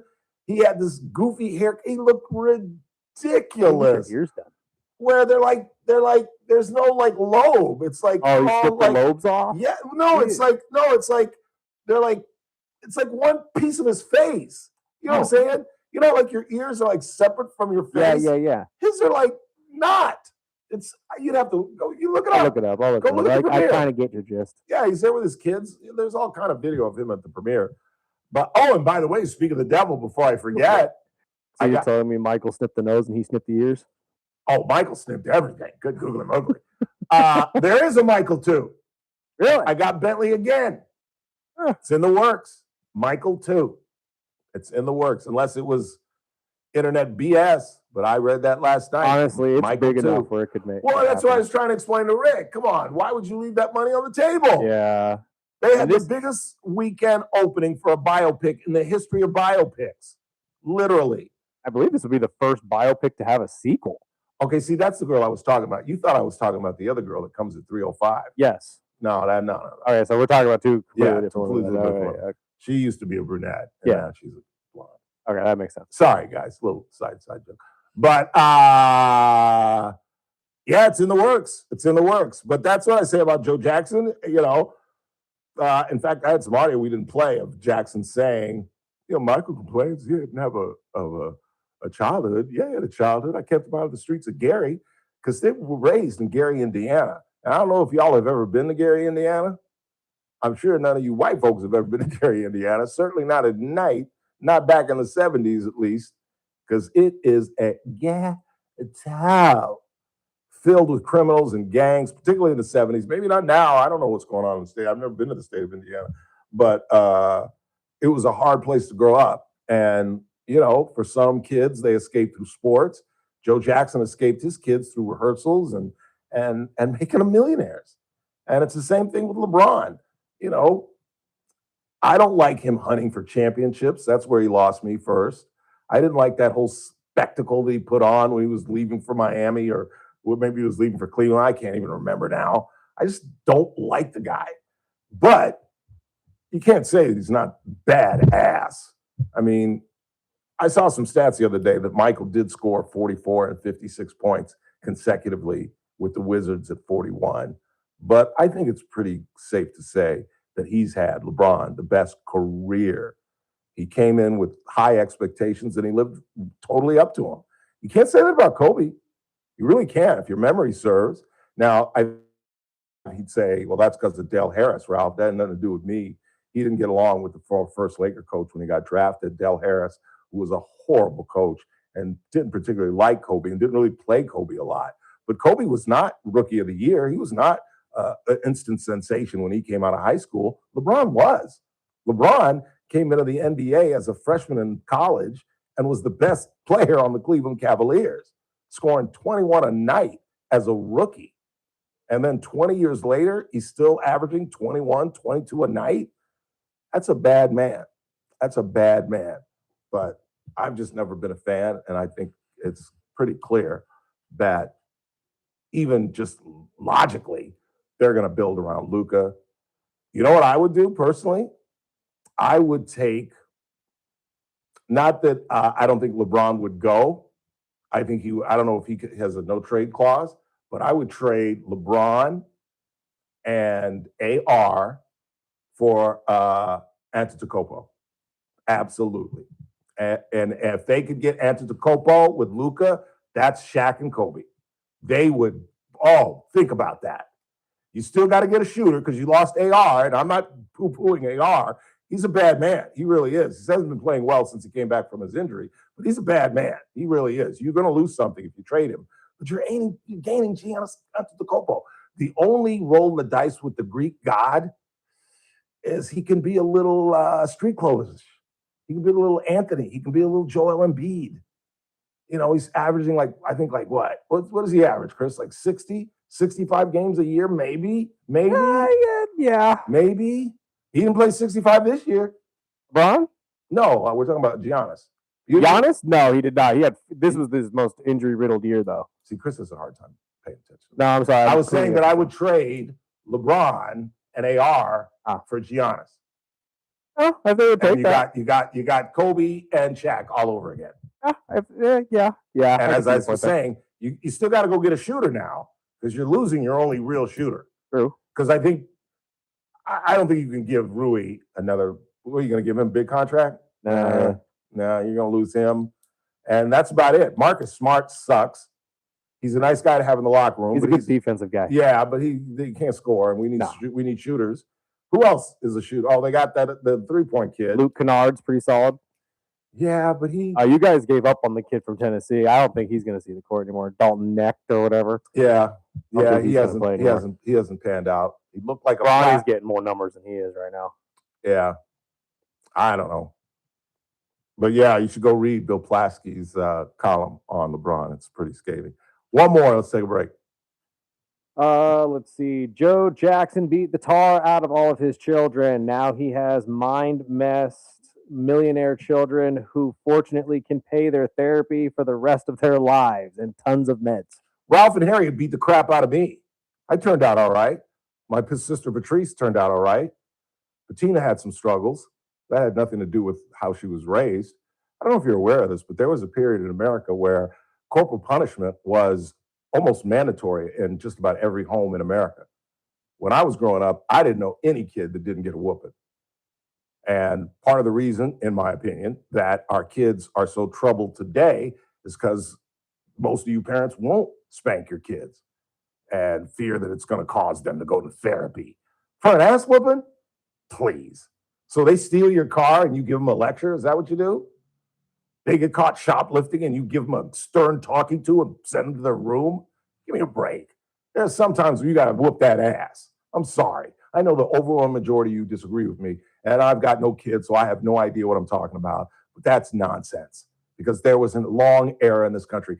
We went through abuse through like the 50s and the 60s, and then we kind of became aware in the 70s, late 70s, parents, they started. I remember growing up where they would tell parents, count to 10 before you spank your kids. Never spank your kids when you're angry. Just let them sit. If they've done something wrong, let them sit, let you sit and calm down and deal with it later, even if you have to spank them. But they used to give like commercials. You remember that? Old folks, you 60-plussers? They used to have commercials that would say, there were two sections they gave parents. Count to 10 before you deal with your child and never spank them when you're mad, when you're actually angry at them, which is when whatever happens initially happens. That's when parents are mostly at their peak of anger. And if you just wait, deal with it later, you'll be calmer, but you still got to whip that ass. I'm sorry. That's the Bailey belief. Please. That's the biggest problem with our kids today. Let's go ahead and take a break. We'll come back. We'll check the board. Are there still text messages up there? Yeah, I got to go. All right, we'll try to do that. And then wait till you hear this Pratt ad. It's actually a Pratt hit piece, but the Democratic Party is so out of touch. I listened to this thing and I was like, I agree with everything they're accusing him of. Everything they're saying that he's doing wrong, I'm like, You go, Spencer. A Republican? Can you imagine if we have a Republican governor or a Republican mayor of Los Angeles? Oh, it's finally seeping in. You know, you can only be incompetent for so long. You can hide incompetence for a while. You really can. Joe Biden, you can hide it. You can hide it. But eventually, it's going to evince itself. It's like what my dad used to say. Can't keep a good man down. Can't keep a good man down. Every time I used to get fired, I would say that. I'm not worried. I'm going to get a new job. Can't keep a good man down. If you got talent, somebody's going to hire you. And it's the same thing. It's the same thing. Quick timeout. We're coming right back. It's TRBS on a Tuesday, right here on News Talk 96.1 and AM 1230. We're streaming live at KernRadio.com. Kern Radio, News Talk 96.1 and AM 1230, KERN.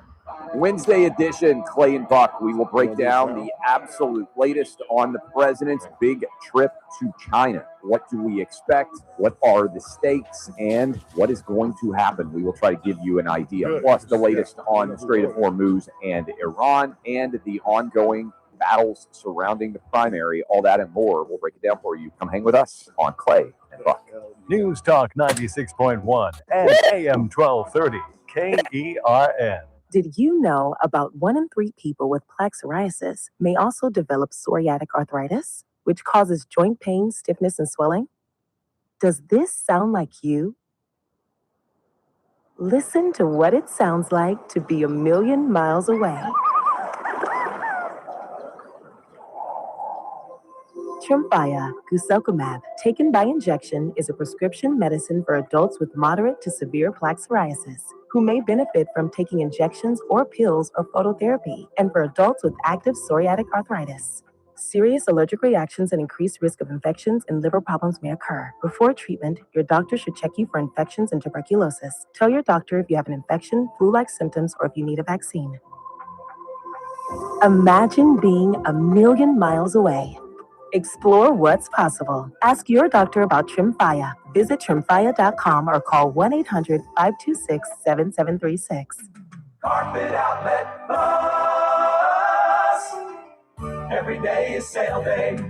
No one can beat us, no one can touch us. You won't find better prices. Shop and compare, we don't care.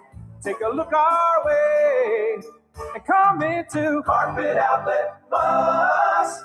Every day is sale day. Pet stains on your carpet? Carpet Outlet Plus has everything you need to make your floors pet-proof. With over 100 in-stock waterproof floors, Carpet Outlet Plus can solve your pet problems for good. We also stock over 50 colors of pet-perfect carpet. Call, click, or come by today for your free in-home estimate. Don't forget, for the do-it-yourselfer, we also offer free next-day delivery on all qualifying stock floors. And as a bonus, go to carpetoutletplus.com and apply for 12 months no-interest financing. Carpet Outlet Plus, 3.5 blocks west of 99 on Rosedale Highway.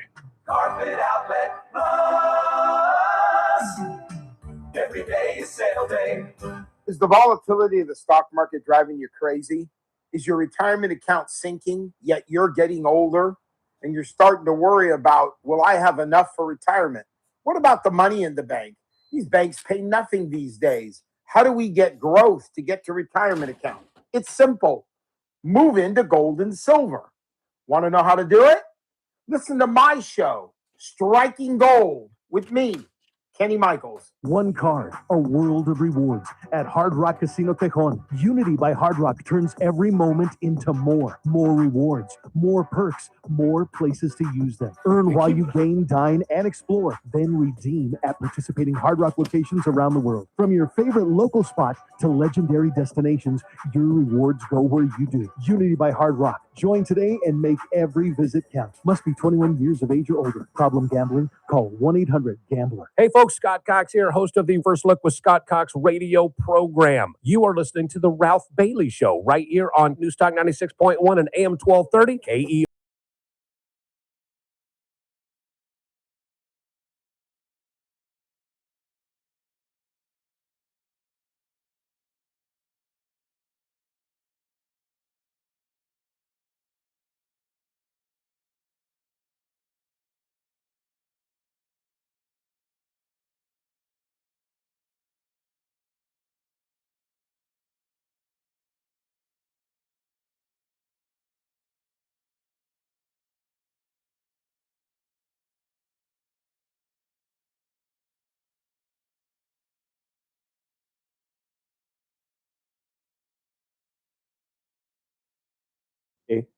from about 10 to about 11:30, midnight.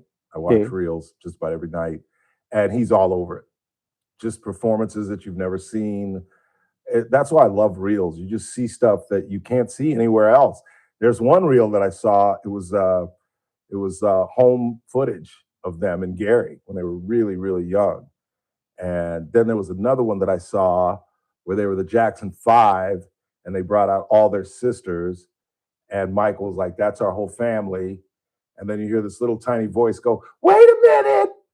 And who do you think that is? Janet. Janet at like 7. And she comes out and she's like a little girl. It's even before she was on Good Times. Because you don't remember her on Good Times. No, I really don't. She was Penny. She was Walona's, their neighbor, the Evans' neighbors. She came as a domestic abuse child. And Walona discovered that she had been abused and adopted her. And then she becomes a regular on the show. She was about 9 or 10 then. But in this video, she's about 7 years old. And she comes out and she goes, you almost forgot me, Michael. And it's the damn cutest thing you ever saw. And Michael, he's only about 16, 17. He's like, I'm sorry, little sister. This is our little sister, Janet. She's going to be a star, too. And she was. She's the second. Don't you think she's the second biggest star of the family? Easy. Clearly. I mean, Jermaine never panned out. I think Tito is the coolest. I got to meet Tito. He came up here to introduce his cousin, who he was trying to manage and get up on her feet.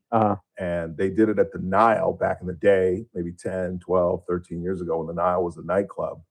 And I don't know how I got selected to this day. I can't remember how I got selected, but I got to introduce not only Tito, but his cousin.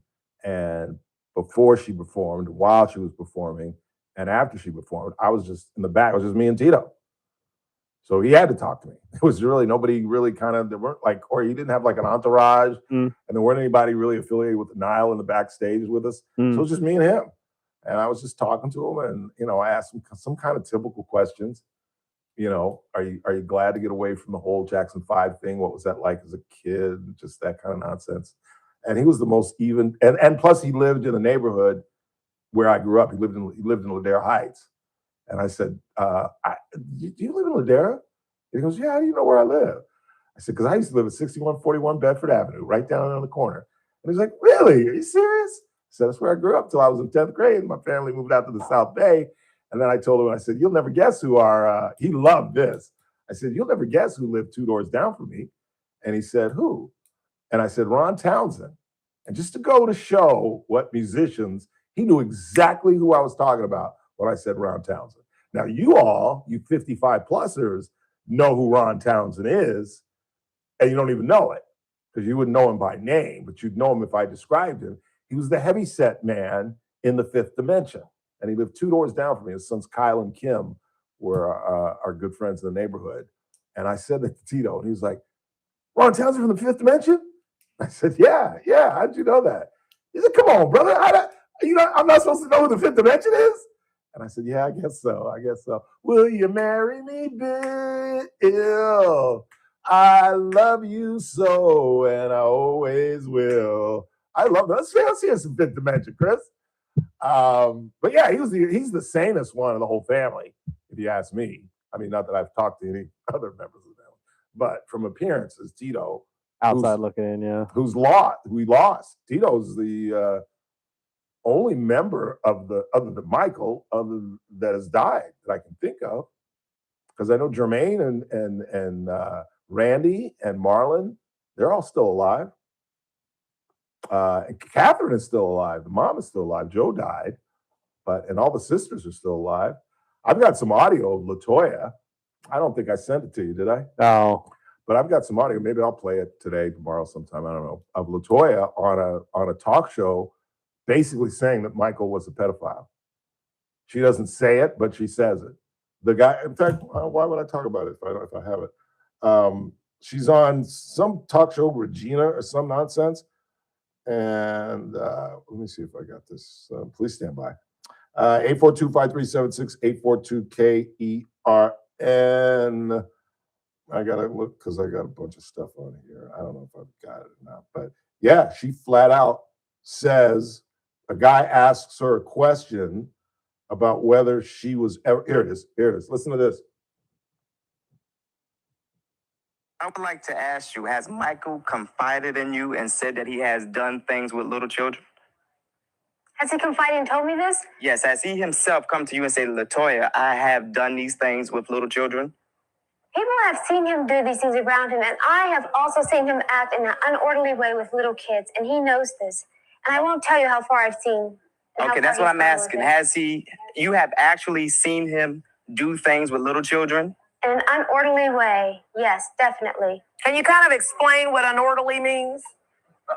I prefer not to go into it, Rolanda. Okay. Another way that Because you're just opening up another can of worms. And this is what I say. You guys ask a question and I answer it, and then you condemn me for answering it. Let me ask you this. But you must remember that, all of you must remember that I have never done anything to Michael or my family. They've done what they've done to themselves. When you read something on the news, it's because he's done it to himself. What you guys have to remember is that he's destroying innocent children's lives. When you do this to children, you take them and you do things to them, they're being destroyed for the rest of their lives. It's a scar that's left on them for their life. LaToya, I hope and pray that you are wrong. And yet she was at the premiere. She gets a piece of the movie, and we'll see what Michael 2 looks like, because they will address it, but they will, again, as we talked about at the top of the show, blood is thicker than water. They will make Michael look innocent. We'll argue this probably Friday. Oh, I'm not here Friday. Next time I talk to Mr. Bentley, we'll get into it, but that's my guess, that they will definitely get into the allegations, but the family will be the producers. They will own the rights, and they will make Michael look like he is not guilty, despite the fact that there you heard LaToya, for the almighty buck, throwing her entire family under the bus. And yet she was at the premiere, and she gets a piece of the movie. Quick time out. Back half of the hour. Don't go anywhere.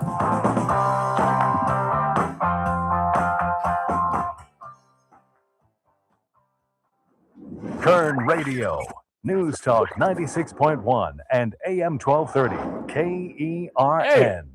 Signed Keith Peters in Washington. A doctor says a French woman being treated for hantavirus after being infected on a cruise ship, critically ill and being treated with an artificial lung.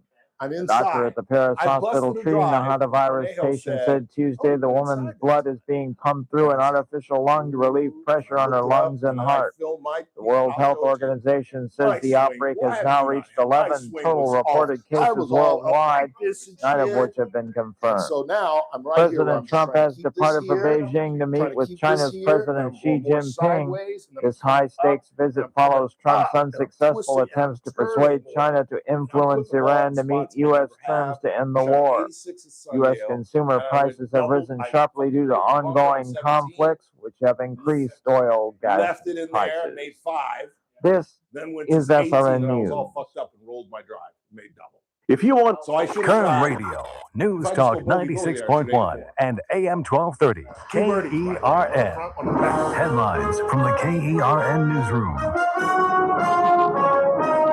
The time for renaming Cesar Chavez Elementary in Bakersfield has come, and the Board of Education is asking for suggestions. They want those suggestions via the district website before May 22nd, and they say they should still reflect the contributions and legacy of farming and agricultural families that have helped shape the community. A man who was on probation, Daniel Quilling, has been charged with violating that probation by having a billy club, 2 pistols, and a syringe filled with heroin, say the probation officers who searched his house on El Tejon Avenue in Oildale. The drunk driving trial of 75-year-old Alan Booth delayed again. He's the man accused of driving drunk and hitting people with his pickup at the Bakersfield Christmas Parade in 23. I'm Chris Davis in the KERN newsroom with news every half hour and when it breaks on News Talk 96.1 and AM 1230. KERN. I remember brushing my hair and looking down and thinking, oh my gosh, do I have any hair left? That's what I'm doing. I used to look at women with thick, beautiful hair and think, why doesn't my hair look like that? My thinning hair is making me feel so old. If you want thick, healthy, gorgeous hair, then you need hair volume from New Nordic. With clinically proven ingredients like apple extract, biotin, and millet, Hair Volume nourishes your hair follicles to promote thicker, healthier looking hair. Say goodbye to shedding thin and dull hair and hello to thick, healthy hair with Hair Volume. Since taking Hair Volume, the shedding has all but stopped. Now, instead of being jealous of other women's hair, I have friends who are jealous of mine.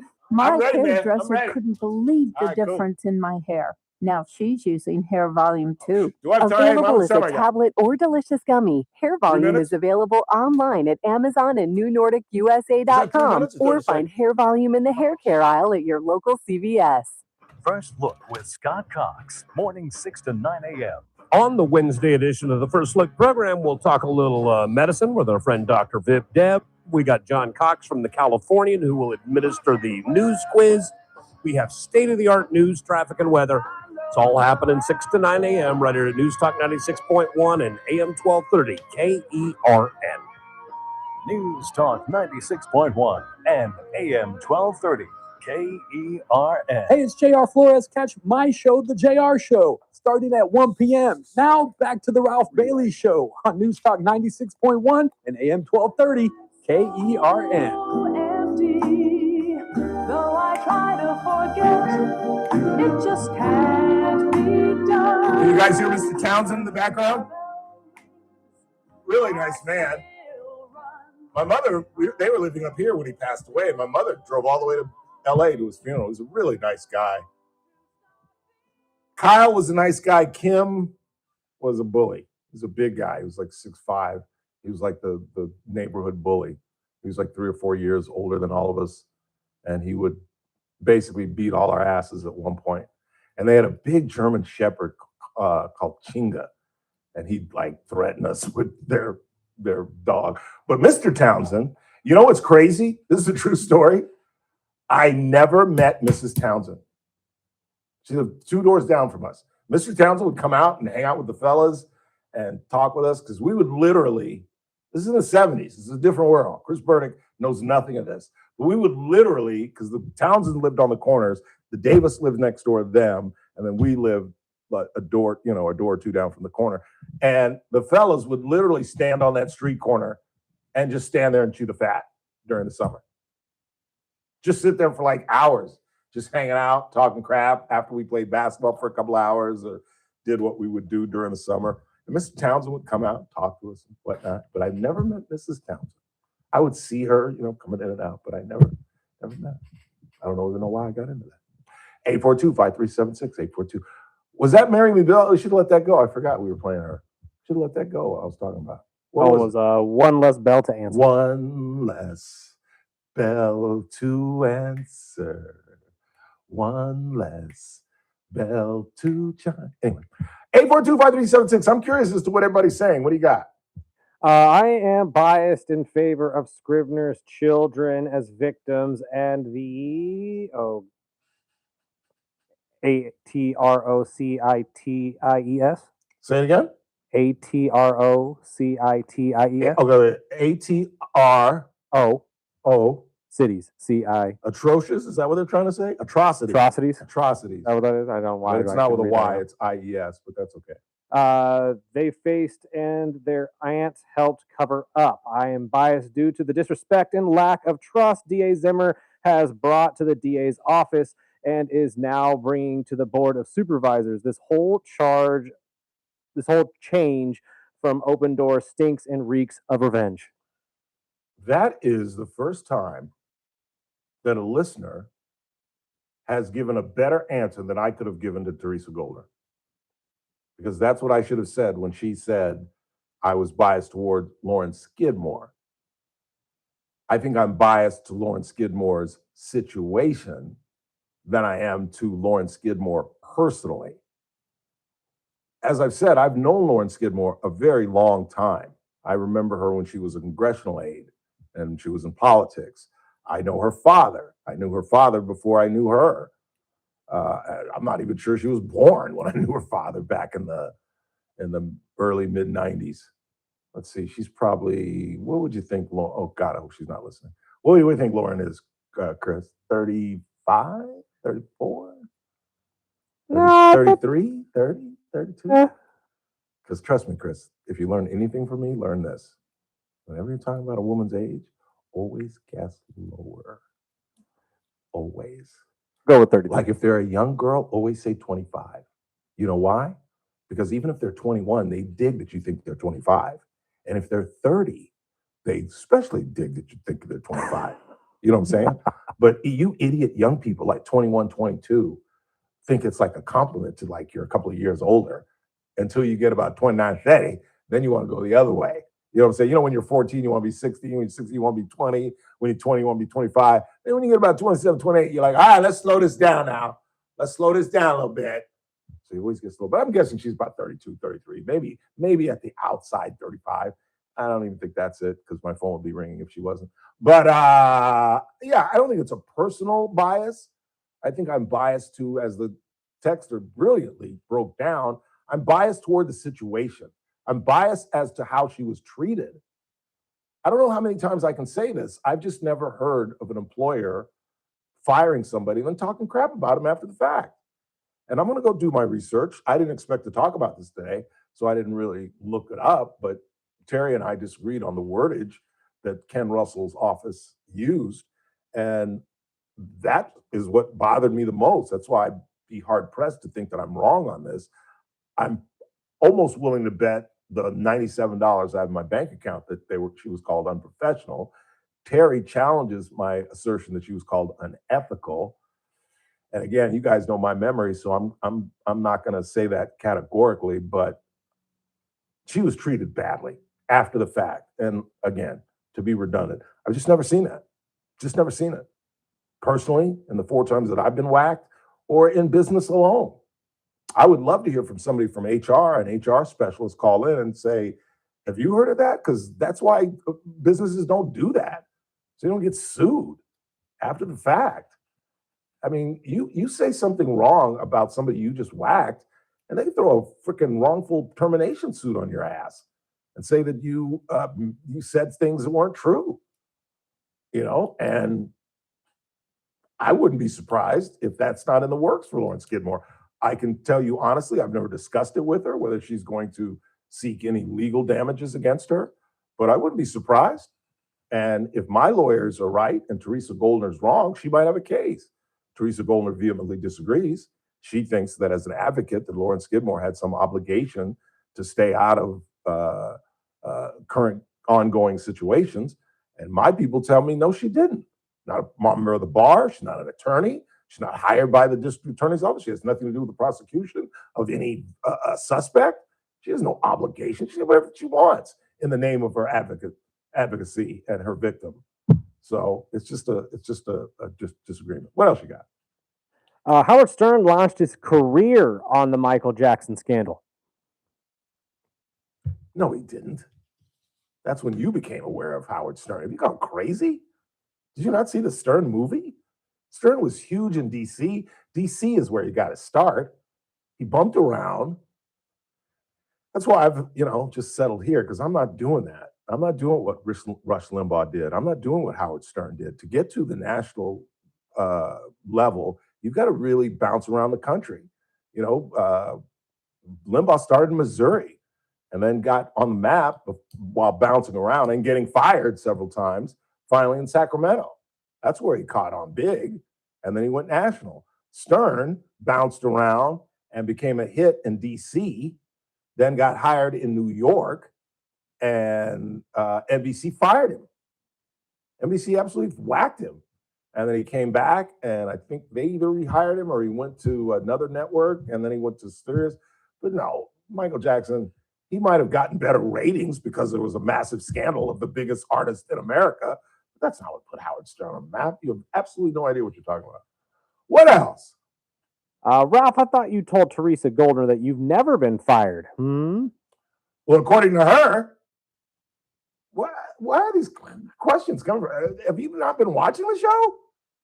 She claims we were talking about Lauren Skidmore, and I said that Lauren Skidmore got fired. And Teresa Goldner said, well, they just didn't renew the contract. Well, if you've ever been in television or even in radio, they don't fire you. They just say, we're not renewing your contract. In television, you sign a contract. I signed a 3-year deal with KERO. And as I've talked about, I love talking about it because it was owned by McGraw-Hill at the time. And McGraw-Hill had a weird but great agreement with their employees. It was really cool, where they gave you a 3-month out. So let's say your contract comes up in August. Okay, so what's the 3 months before August, Chris? What's before August? July, June, and May. Come May, 3 months out, you can either go to McGraw-Hill or McGraw-Hill comes to you and says, we're not renewing your contract. So they give you a 3-month window. You're fired. They tell you, come August, you're done. But it's May, all right? April, May, June. And so you got a 3-month window to find a job. I never had that experience. And then by stupid pure luck, this is the truth. I get told, Barry Zola, I've told this story as well. I was in the newsroom doing a live shot and I screwed it up. And this is how I ended it. Todd, back to you in the studio. And the red light went off and I went, God dog it. I'm going to die in this damn market. I can't even do a freaking live shot. God. Just like that. There was nobody in the newsroom, but I think Tri was sitting behind me. And I literally, just like that, God dang it. I'm horrible. And Barry opened his door in his office and said, Ralph, can I speak to you for a moment? And I was like, really? There's nobody in the office. I know I got a little loud. All right, let me go in and get yelled at. I'm like, oh, yeah, let's sit down. He picks up a piece of paper. He's not even looking at me. He just picks up a piece of paper. And he says, Ralph, pursuant to clause A47 in your contract will be terminated come August the 13th, effective 2026. This is due to section 5 of your contract. And I just sat there. I had never been fired in my life. I guess in California, I don't consider that being fired. Anyway. And I literally said to him, Barry, are you firing me? And he literally was looking at me then. And he literally went back, pursuant to contract B in your contract. He wouldn't even say, just kept reading this thing. And I was like, okay. And I went outside and I told Mark Olish, I go, dude, I think I've been fired. I said, what do you mean? He said, they said they're not renewing my contract. I said, yeah, you've been fired. And I said, okay. And out of dumb luck, literally the next weekend, I was anchoring the news and we always would watch KBAK because we're competitors. We'd watch 17 as well. And they would go on at 5. Our show went on at 6. So I'm watching KBAK, our rivals, and Dave, I can't remember what his name was, a tall, good-looking gay kid, really nice guy. And he announces that he's got a job in Dallas. What? KBAK is looking for a male weekend anchor? Hello, Kevin. This is Ralph Bailey, KERO. I'd like to sit down and talk with you. And I met with him. I found out I was getting whacked on a Monday. Found out Saturday that Dave got the job in Dallas. I met with Kevin Andrews that following Monday, and I got hired that Wednesday, and all I had to do was take a urine test. But like I've said, the only time I've ever stopped smoking weed since I was 16 was when I was on television and at the Californian because they do drug tests.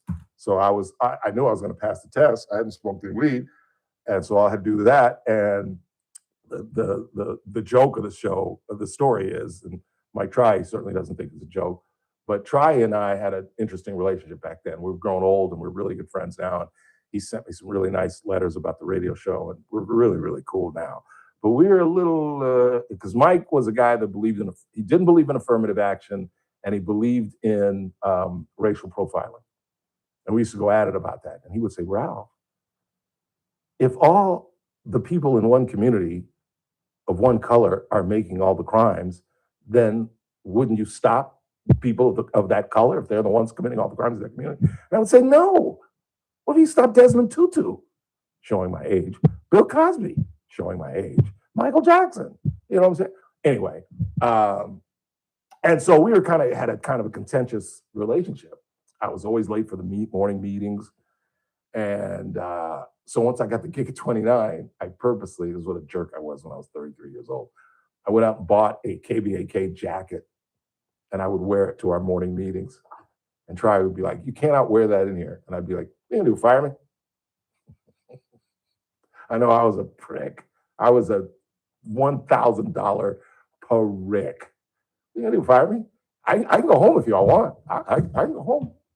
Because I got a job. I got a job in 2 months. But y'all want me to go home? I'll go home. No? You want me to stay? Okay. Love this jacket. I was a jerk. Such a jerk. Yeah, but to be honest with you, with this situation like that, you kind of open yourself up for those kinds of things. Yeah, I never understood. I'm sure they don't. McGraw-Hill got rid of that. I mean, why would you give a short timer a 3-month window? That's a ridiculous where I could have gone thing. on the air and said, KER sucks. You know, they even let me, the last night I was there, Victoria Houchin was my weather girl, and we had like a emotional moment on the air. Nowadays, I don't think as soon as they whack you, they'd say, get a box clear, just get the hell out of here. Maybe get one or two. I'd say one show at most, and even then, I don't think I wouldn't so. do that. I don't think so. When I got whacked from Buckley Radio, I was done. They waited till after the show. They didn't whack me at 5 a.m. We were doing a morning show back then, but after the show, it was like, clear it out, Ralph. And then Randy, the general manager, watched me clear out my desk, and what would have taken me 5 minutes took me about 35 minutes, because I was like, you're really going to watch me? You think I'm going to steal a stapler? And I just purposely, because I was kind of a jerk back then. Let's go ahead and take a break. We'll come back. We'll clear the board. I want to really hear what you guys have to say. There's a lot of things that we're talking about. Philip Peters was the lone vote today in the Board of Supervisors, killing the occupancy agreement with Bakersfield Recovery Services. And Cynthia Zimmer, our top cop, ran out of the Board of Supervisors. That's an inaccurate description, but I say it anyway. But she had Connor Dorr chasing her. That's accurate. And our top cop won't talk to the media. What is she so embarrassed about, ashamed of, not willing to talk to the public about? I don't get it. This thing stinks to high heaven. And maybe was it Paul earlier that predicted that she's not going to run again? I think you're wrong, Paul. I think people like that in high places, do you really think she hangs out with people that tell her she's wrong? Do you really think she's listening to the Ralph Bailey show or the J.R. Flores show? I doubt it. She probably gets reports in her ears, but you think she thinks that we're consequential, that we can affect her future? No. Her inner circle is telling her, like Teresa Goldner, you did the right thing. It was appropriate. You bagged on Lauren. That's okay. Everything's fine. She thinks she's going to win 60-40. Oh, she running. She going to lose, but she running. People like that are tone deaf. They don't hear the crying community. They don't react to that. Are you kidding? No way. She running. But some young DA is going to take her down. Quick timeout. Not a lot of time before we get to the top of the hour. It's the Ralph Bailey Show on a Tuesday right here on News Talk 96.1 and AM 1230. We're streaming live, turnradio.com. Anything? Something?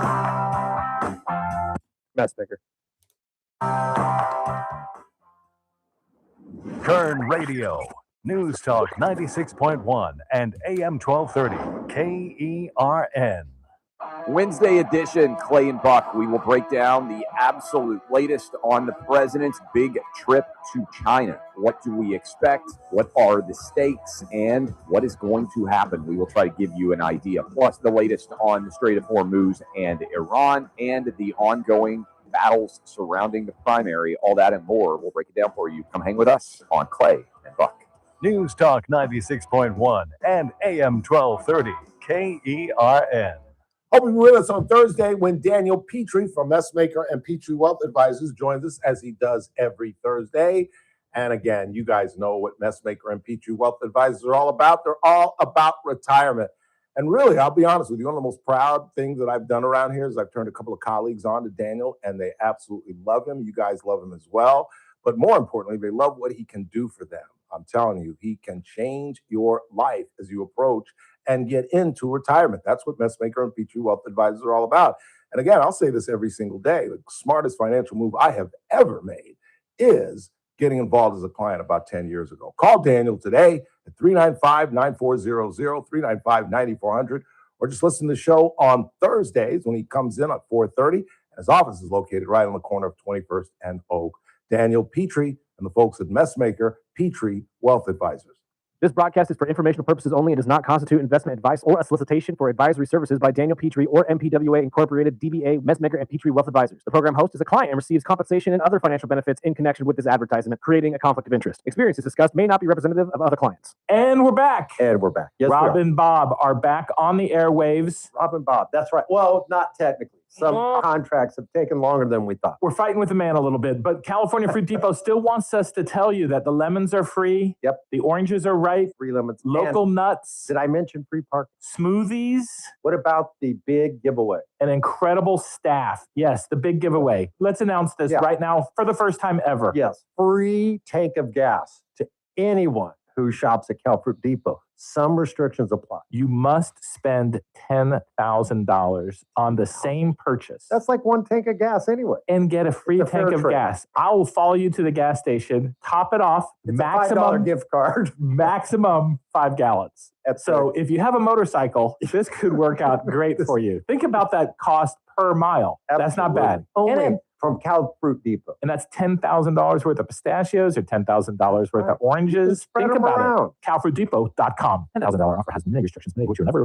Please see our website for no details. Bye. Are you looking for a hospital that truly cares for your health and well-being? At Good Samaritan Hospital, they provide high-quality medical detox, psychiatric services, and medical and surgical care. They accept most insurances, including Medi-Cal, Medicare, and Kern Family. They offer Kern County's longest-standing inpatient detox program with dual diagnosis that combines medical care and withdrawal management all under one roof. Learn more at GoodSamaritanHospital.com or call 661-215-7500. Good Samaritan Hospital. They care for their community. We all start as tiny seeds, needing care, love, and a little sunlight. Then boom, we sprout, stretch, and grow through the world of childhood and teen years. Before you know it, we're blooming, working, parenting, thriving. And yes, even golden petals can shine bright. Join Kern County Public Health and thrive like a poppy. Visit KernPublicHealth.com to learn more. Clay Travis and Buck Sexton live at 9 a.m. Now back to the Ralph Bailey Show on News Talk 96.1 and AM 1230 KERN.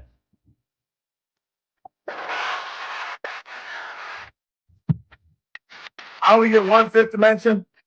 That's all Mr. Townsend gets. Nice man, helped me with my childhood. I'll play it. Not really. Not really. Didn't know him that well. This is a nice guy, though. 842-5376, 842-KERN. I don't have time to get into Pratt. We've been rambling so long. Let's clear up the board. There's some amazing footage of Kobe versus LeBron in which Kobe shuts him down. I believe it. I think the best video is Kobe and Mike going at it. The All-Star game, because they're both mic'd up, and it's pretty good stuff. I admired Kobe as a player. You know, nobody was more dedicated. Nobody worked harder. Nobody kept his nose clean. The players loved him. There are all kind of stories now from the players. I forget who it was. It was a young white kid that you would know. I can't remember his name. And he was telling me how he thought Kobe was baiting him because he said he was talking to the kid, and the kid told him, you know, we're staying the night. We're not traveling out. We're leaving in the morning. And they were at the free throw line. He said, Kobe was like, oh, is that right? All right, we'll go to this club, and I'm going to take care of you.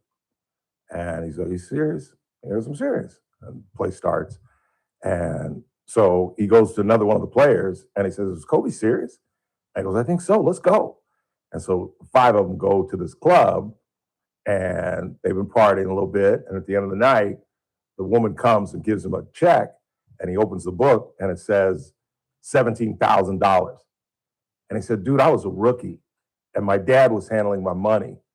And it's not that I couldn't have come up with 17 grand, but my father would have beat my ass.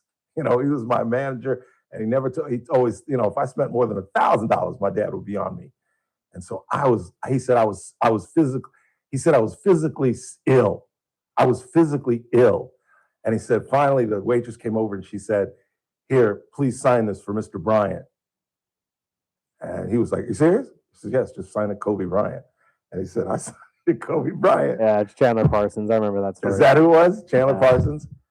I mean, that's Kobe. That's pretty cool. There's other stories like that. But he was actually a good guy. I've told you this before. He lost me when he went to Denver and had sex with that girl at the front desk, like literally like an hour after he checked in, which is partly what got him off the rape charge, because what clerk comes up to somebody's room an hour after they check in? And this is unsightly, so if you don't want to hear it, turn the radio down if you got kids in your car. but it's an important fact to know for the story. The other reason that Kobe got off, bad choice of phrase, but the girl had somebody else's semen on the panties that she wore the night that they hooked up. That just makes my skin crawl.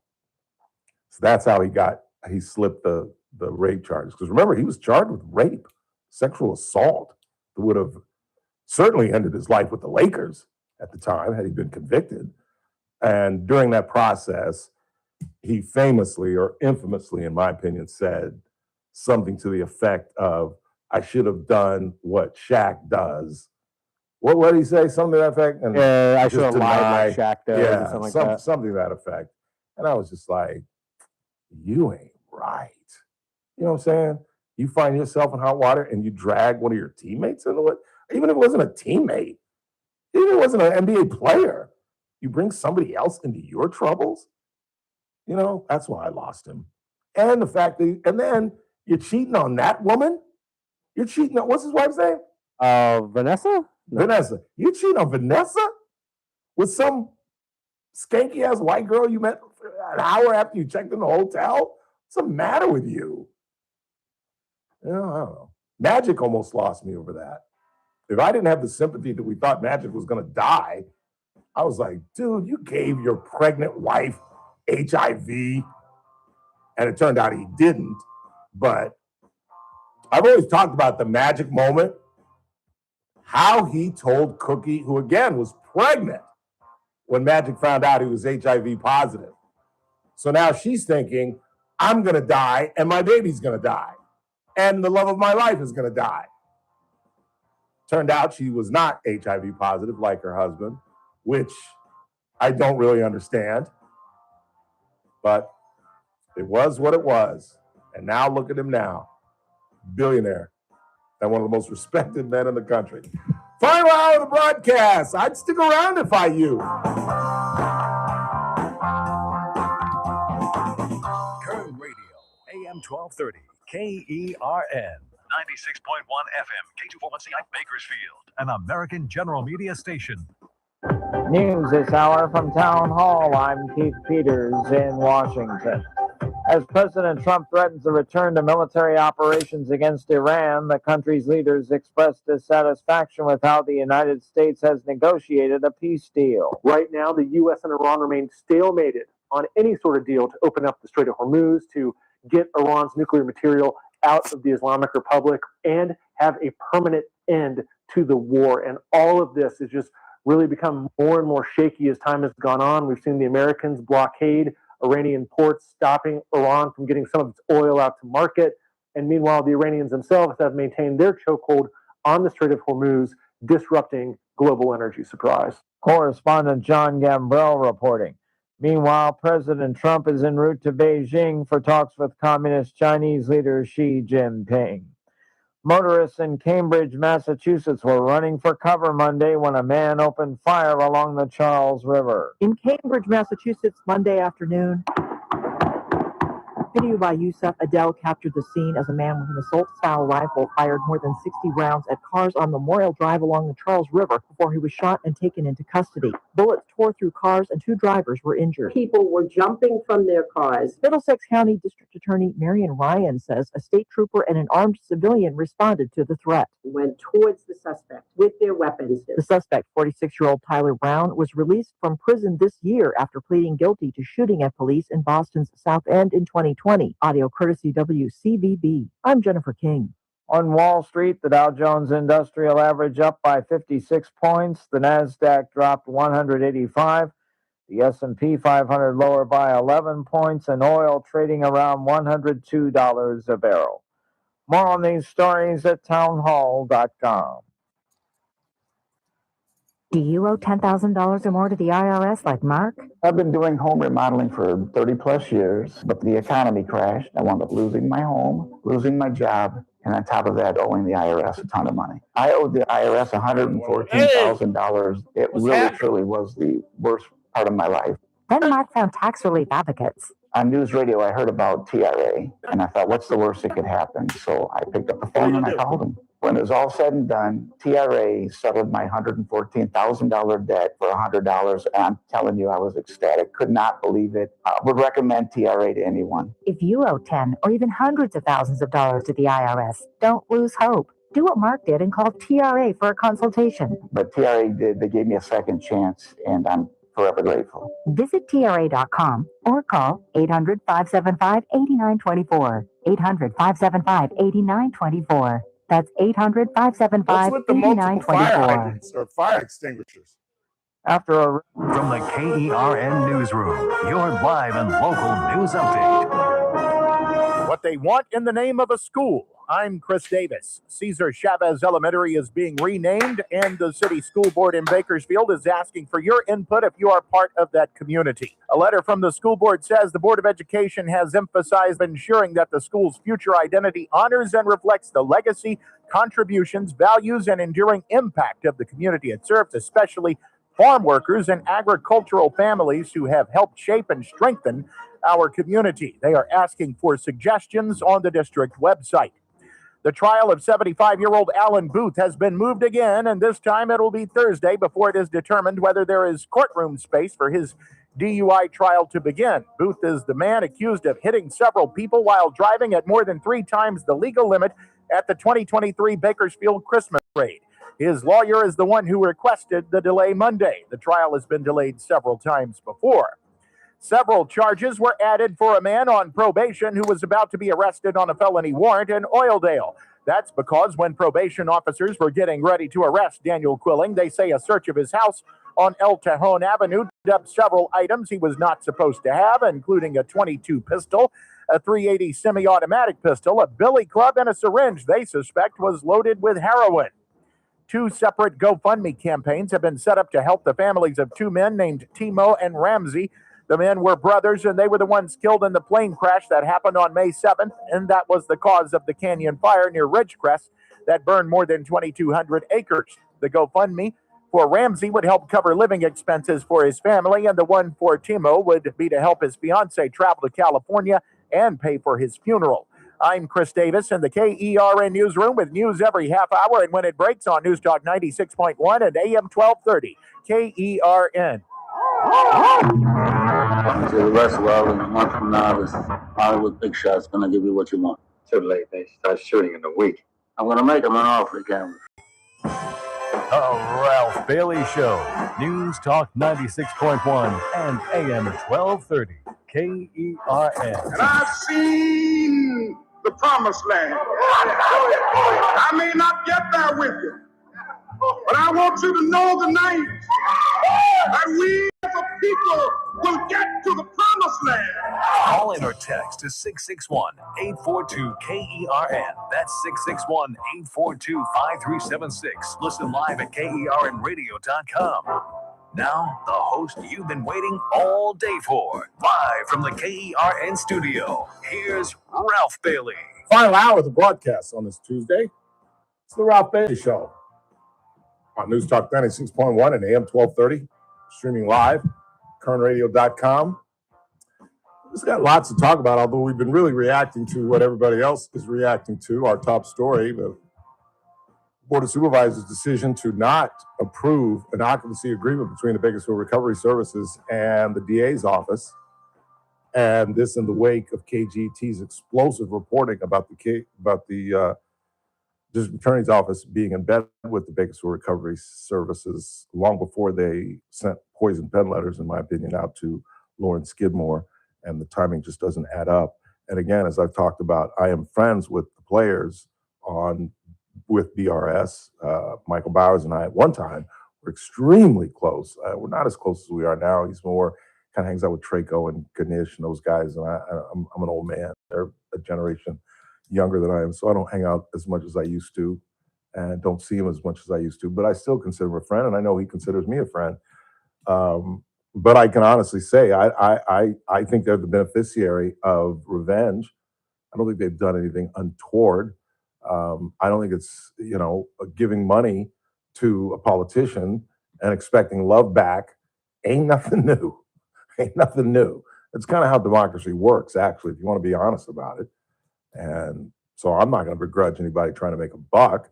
Now, if you can prove that they've broken the law, they've done something criminal, Michael, or regardless of who it is, I'm going to speak badly about it. But right now, I'm just going to try to keep my ass from getting sued and stick to what I know and what I can speculate on. And what I can speculate on, regardless of what Teresa Goldner says, and I respect her tremendously and would rarely, as I rarely do, challenge her on legal issues, particularly given the fact that she was the former Kern County Council. But just as she believes that I'm biased toward Lauren Skidmore, I think she's biased toward Cynthia Zimmer.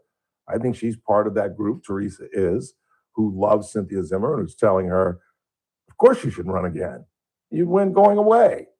You know, if we ask Teresa, we'll ask her Tuesday. You think if Cynthia Zimmer ran again, she'd win? And I'd be willing to bet Teresa would say yes. And I'd be willing to bet if we took a poll of our audience, whether you thought Cynthia Zimmer was going to win again, I would be willing to bet at least even a slim majority would say she ain't got a chance in hell. At least that's how I see it. If for no other reason, guilt by association of Zach Scrivener. And a wrongful belief in this community that somehow Cynthia Zimmer had something to do with Zach Scrivener getting the pass that he received from Sacramento. And as far as I know, there's nothing further from the truth, which is a great example of the difference between further and farther. Farther is distance. Further is something that is like, you can't take an idea further. I mean, you can, but you can't physically take it further. But you can take a ball, hit a ball farther. See the difference? Farther and further. It's one of the most misused words in the world because I think further sounds a little more intellectual. So people that don't study the English language and really understand the English language say further because it makes them sound smarter, and it actually makes them sound stupid. It's just like I could care less. That makes you sound so remarkably. You're not even listening to what you're saying. That's what it says. That you haven't studied the English language. I was an English minor and a communications major and a copy editor and a reporter. Anyway, B, you parrot what you hear. You don't really study words. You just parrot what you hear because everybody says that. I could care less. Do you hear what you're saying? That there is a amount that you could care. I could possibly care less. So there's room for me to care. But what you're trying to say is, I care so little that I couldn't possibly care less. That's how little I care. I couldn't care less. But you all say, I could care less. And you sound, at least to me, when I hear it, I'm just like, ooh, college degree? No, probably not. I don't know. Or just lazy, intellectually lazy. Just repeating what you hear other people say. I don't know.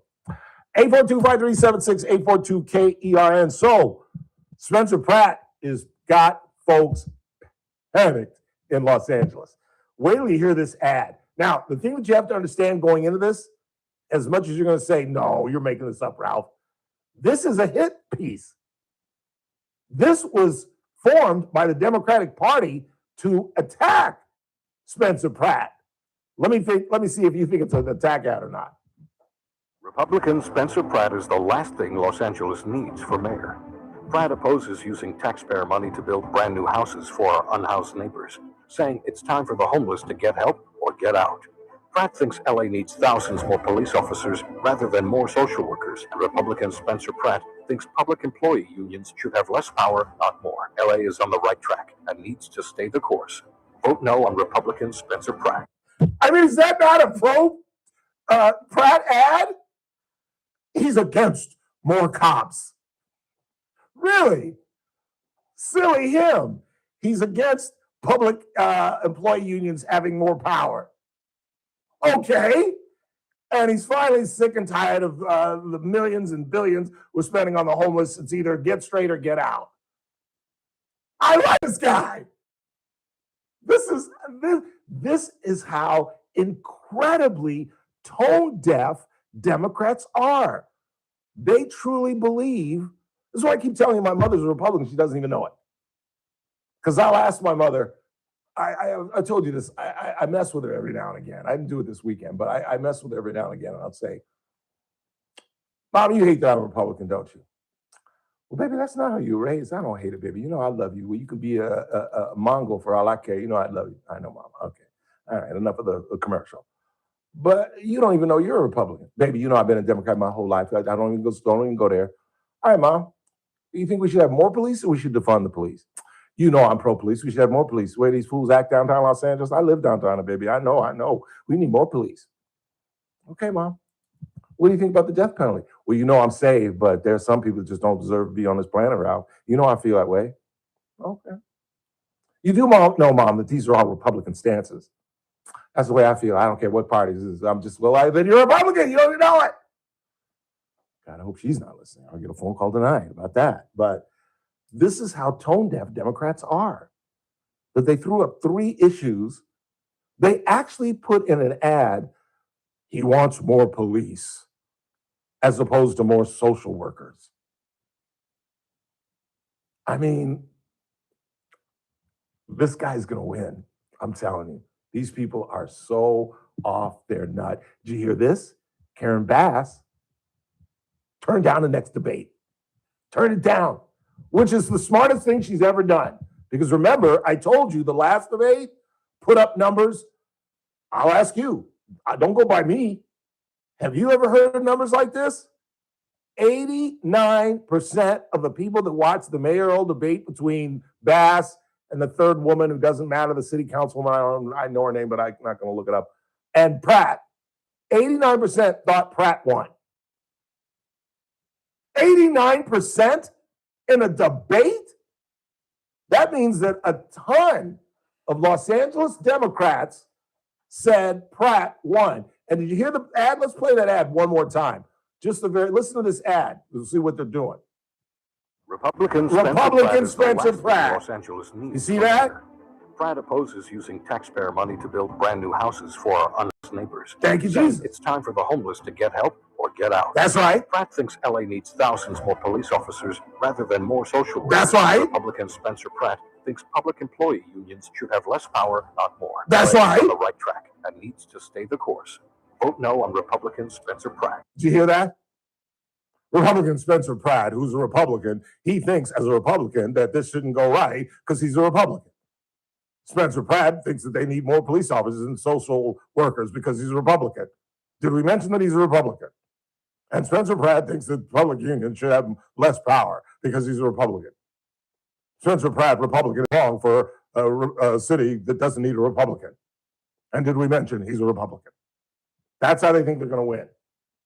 Not that Karen Bass is the cat's meow, not that she's all that in a bag of chips, is your choice is you're about to elect a Republican and that can't happen.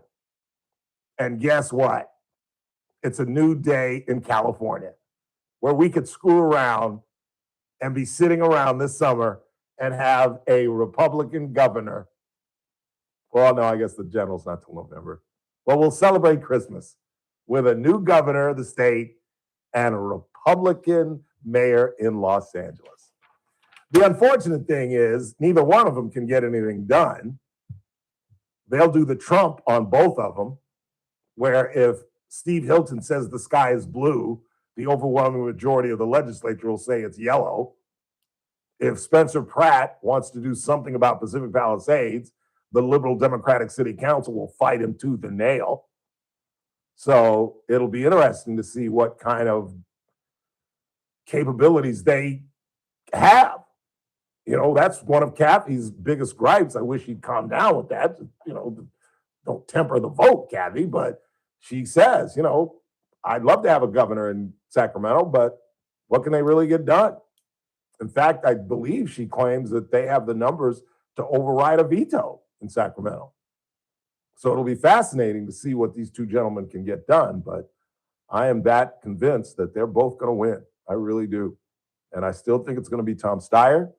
I think Javier Becerra. I've got some independent audio. I didn't want to overload Chris today because it was, and I haven't even played the Trump audio, have I? No, actually, I was just about to tell you. Wow. All right, we'll do that after the break. But I've got some Javier Becerra video. He was involved in an interview. He basically did a Katie Porter, but he did a preemptive strike, as we'll call it, where he was literally sitting down with a reporter And he said something to the effect of, this isn't going to be a hit piece, right? It's just going to be a profile, right? And she's like, I don't know what the difference between a profile and an interview. I don't know what the hell you're talking about. He's like, well, I just don't want, it's like, shut up. You are so, every time he opens his trap, it proves what the Democratic Party has said about him. He was a crappy HHS secretary, Health and Human Services. Biden tried to give him a shot, and reports from Democrats, not Ralph Bailey, reports from Democrats are Biden would ask him questions. Teresa was talking about this the other day. Biden would ask him questions they couldn't answer. Like if Joe Biden, Uncle Fluffy, can stump you, you do not deserve to run a state with 39 million folks in it. So count him out. I don't care what polls tell you, Becerra is not going to be there at the end. It's either going to be Steyer, Bianco Hilton, or Steyer, Hilton. I don't see Bianco knocking out Hilton. I don't see Hilton not being one of the two. Obviously, best case scenario is Bianco, Hilton. But I lost Bianco, and I know there's going to be some people that I really respect and like that aren't going to like me, but he lost me with the Oath Keepers thing. He lost me not only being a part of the Oath Keepers, but when asked about it, said he's proud, and then asked, is he still a member? He said no. Asked him why, and he's kind of It kind of lost me on that. And as I've said, I don't think the cowboy act works. Not when you're standing next to Steve Hilton, he's wearing a $5,000 suit and looks gubernatorial. It just, I saw him again last night. He was in jeans and that white shirt that he wears with the two breast pockets and the thing that says his name and those big stars. It works in Texas. Doesn't work in LA, doesn't work in San Diego, doesn't work in San Jose, doesn't work in San Francisco. And no, those are Democratic strongholds, but you still got to win some votes there. Steve Hilton will win some votes there. I'm not sure Cowboy Chad will. That's just my assertion, belief, analysis. Quick timeout. Not a lot of time. We come back. You will hear from the President of the United States as he is currently winging his way to the Orient to meet with President Xi. We'll do that when we come back. It's TLBS on a Tuesday. Newstalk 96.1, AM 1230, streaming live at currentradio.com.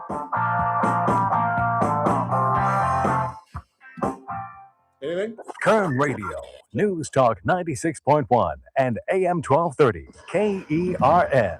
First Look with Scott Cox, morning 6 to 9 a.m. On the Wednesday edition of the First Look program, we'll talk a little medicine with our friend Dr. Viv Deb. We got John Cox from the Californian who will administer the news quiz. We have state-of-the-art news, traffic, and weather. It's all happening 6 to 9 a.m. right here at News Talk 96.1 and AM 1230 KERN. News Talk 96.1 and AM 1230 KERN. I am going to suspend my normal Luigi's Restaurant and Old World Delicatessen advertisement to talk about the Valpredo family and to give a shout out to Gino and Sandy Valpredo, who hosted their son Christian's wedding this past weekend. And congratulations to Christian and Claire Morris. Claire, if you guys are somewhat regulars at Luigi's Restaurant and Old World Delicatessen, certainly are familiar with Claire. That's where she met Christian. They were co-workers together. As I've always talked about, I think work is the best place to meet your wife. It's you see those people more than you see your own family. And I'm told it was a gorgeous wedding at the Valpredo home. It just gives you a sense, and I hate to tell Gino's business, but when you can host a wedding, a vast, large, gargantuan, gorgeous wedding at your home, better than some of the beautiful sites in this community, you know what kind of home the Valpredos have. And it is a gorgeous, gorgeous place. And again, congratulations to young Christian and Claire, and congratulations to Gino and Sandy Valpredo.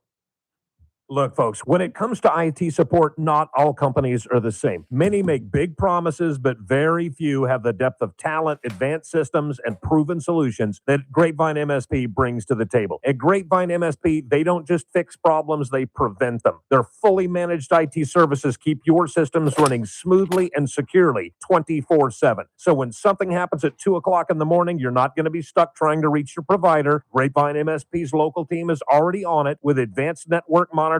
They generally catch the issue before you even notice, and they're calling you to say that it's already been handled. Their dedicated cybersecurity team protects you daily from evolving threats, while their industry-leading backup and disaster recovery keep your business online even in a crisis. All this for one simple, transparent monthly rate. Call 661-377-2992 or visit grapevinemsp.com to schedule your free network evaluation today. Grapevine MSP Technology Services, the Valley's leading IT service provider. If you have unfiled taxes or are in debt to the IRS, this is important news. Did you know the IRS has programs specifically designed to help people struggling with tax debt? Powerful tax assistance programs that can save you thousands if you qualify. No one knows these programs better than the experts at Optima Tax Relief, America's most trusted tax resolution firm, A-rated by the Better Business Bureau. Their award-winning tax attorneys and licensed professionals have resolved over $3 billion of tax debt for their clients. One call to Optima can start the process, helping to put an end to your worries about wage garnishment, asset seizure, and other aggressive IRS actions. Find the best options to solve your tax problems. Call the experts at Optima Tax Relief today for a free consultation. Call 800-343-6460. 800-343-6460. 800-343-6460. Optima Tax Relief. Some restrictions apply. For complete details, please visit OptimaTaxRelief.com. Here's a tale of Tina searching up and down for decent GLP-1s, but got spun around. Till Good RX wrote in, hey, we got something new. GLP-1 prescriptions, all FDA approved. Brand name meds, no flags in a red. Clear pricing from the start. None of those hidden fees in your cart. Delivered to your door or pick up same day. Yard tootin'. Save time and money on prescriptions. I put it to goodrx.com/weight loss. GoodRx what is that? not insurance. Here's a tale of Becky. Didn't know what to do with new meds prescribed and no real cost. Spurs and T-Wolves. Is Wemby playing? Yeah. Tapped Good RX and saw the light. She can get a deal. Book telehealth if she feels. Learn about those meds without any stress. That one little app does He wasn't all suspended the for this game? rest. Even my horse downloaded it. Dang, save time and money on prescriptions. Check GoodRx. He wasn't GoodRx, suspended for not this insurance. game? Hey, folks, Scott Cox here, host of the First wasn't Look with Scott suspended for Cox this game? radio program. You are listening to the Ralph thought you Bailey got Show on a right here on Newstalk 96.1 and AM 1230 KERN. This is what put him on the map. This is what put him on the map. In the early 70s, everybody knew the lyrics to this song. Young, old, teenagers. They had a kind of an elevator music quality to them, but at the same time, kind of an upbeat cultural thing before disco got popular in the mid-late 70s. And you had the Osmond family, and you had, you know, these kind of feel-good small groups, you know what I mean? Like the Jackson 5, like the Osmonds, like the Fifth Dimension.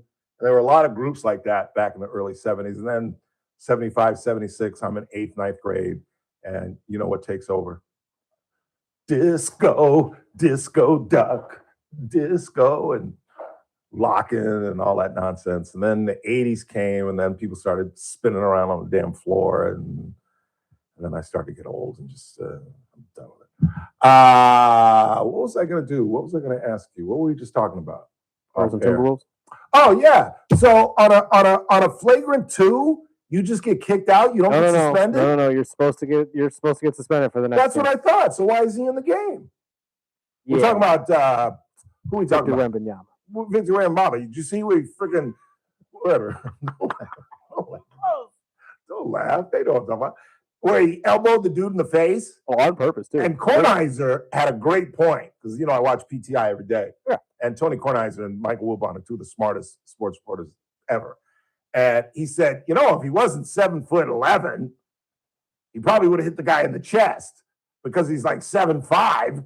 He hit the guy right in the grill, and he did, man. It wasn't. I think he flippy-flopped just a little bit, but that was a pretty good shot. Oh, he looked to the for face. him. He kind of went, wham. It wasn't like a right. Like, and they'll call that too, because Shaq used to get that called all the time. Right. Where Shaq would just come down. They won't give you a flagrant 2 if you're pivoting and trying to get room for yourself. That's the difference. If you smack a guy in the grill, that's how it was explained to me by basketball officials. If he was pivoting, they probably would not have thrown him out.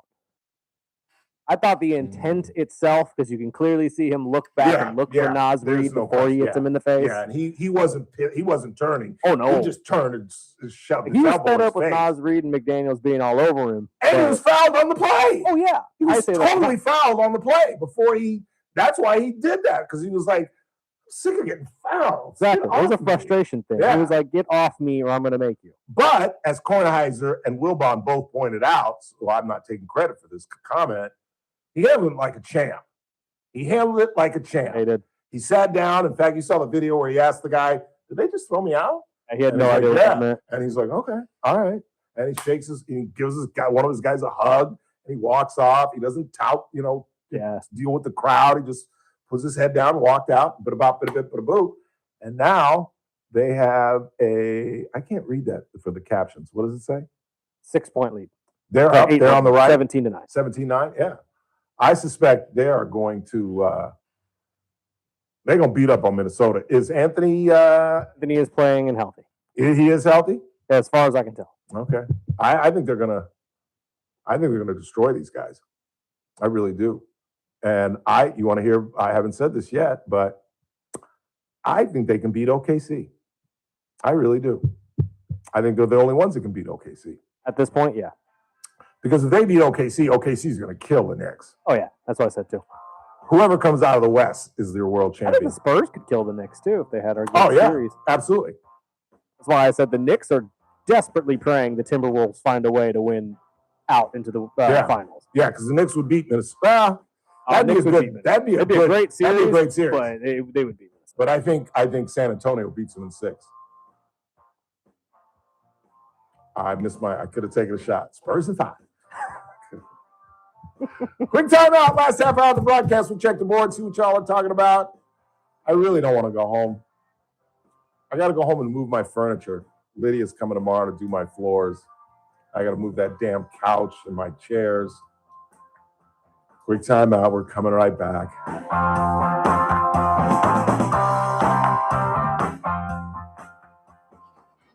Kern Radio, News Talk 96.1 and AM 1230, KERN. I'm Keith Peters in Washington. President Trump has departed for Beijing to meet with China's President Xi Jinping. This high-stakes visit follows Trump's unsuccessful attempts to persuade China to influence Iran to meet U.S. terms to end the war. U.S. consumer prices have risen sharply due to the ongoing conflict, which has increased gasoline prices. Defense Secretary Pete Hegseth faced tough questions Tuesday from Republican and Democratic lawmakers about the Trump administration's endgame for the Iran war, the conflict's rising $29 billion cost, and its impact on diminishing U.S. weapons stockpiles. On Wall Street, the Dow up by 56 points, the NASDAQ dropped 185. More details at srnnews.com. Kern Radio, News Talk 96.1 and AM 1230, KERN. Headlines from the KERN Newsroom. I'm Chris Davis. Another delay in the trial of 75-year-old Alan Booth. His trial was supposed to start this week on charges that he drove drunk and hit several people with his pickup at the 2023 Bakersfield Christmas Parade. This time, a hearing will be held Thursday to determine a new date. A new name for Cesar Chavez Elementary in Bakersfield is needed, and the Board of Education is asking for suggestions before May 22nd via the district website. A man who vandalized vehicles outside the Belvedere Lounge was caught on video April 25th on Brundage Lane, but Bakersfield PD wants info on his ID. He's described as about 40 to 50 years old, 5'10", 175 pounds, with a goatee.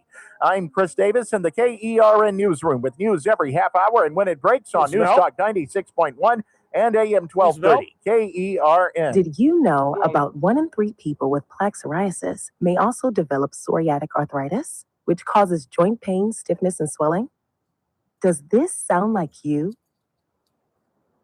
Listen to what it sounds like to be a million miles away.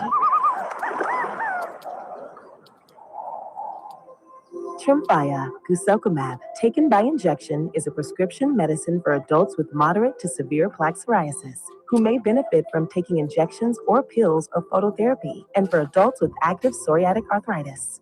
Serious allergic reactions and increased risk of infections and liver problems may occur. Before treatment, your doctor should check you for infections and tuberculosis. Tell your doctor if you have an infection, flu-like symptoms, or if you need a vaccine. Imagine being a million miles away. Explore what's possible. Ask your doctor about Tremfya. Visit Tremfya.com or call 1-800-526-7736. First Look with Scott Cox, morning 6 to 9 a.m. On the Wednesday edition of the First Look program, we'll talk a little medicine with our friend Dr. Vip Deb. We got John Cox from the Californian who will administer the news quiz. We have state-of-the-art news, traffic, and weather. It's all happening 6 to 9 a.m. right here at News Talk 96.1 and AM 1230 KER. Oh, yeah. News Talk 96.1 and AM 1230 KERN. Hey, it's JR Flores. Catch my show, The JR Show, starting at 1 p.m. Now back to the Ralph Bailey Show on News Talk 96.1 and AM 1230 KERN.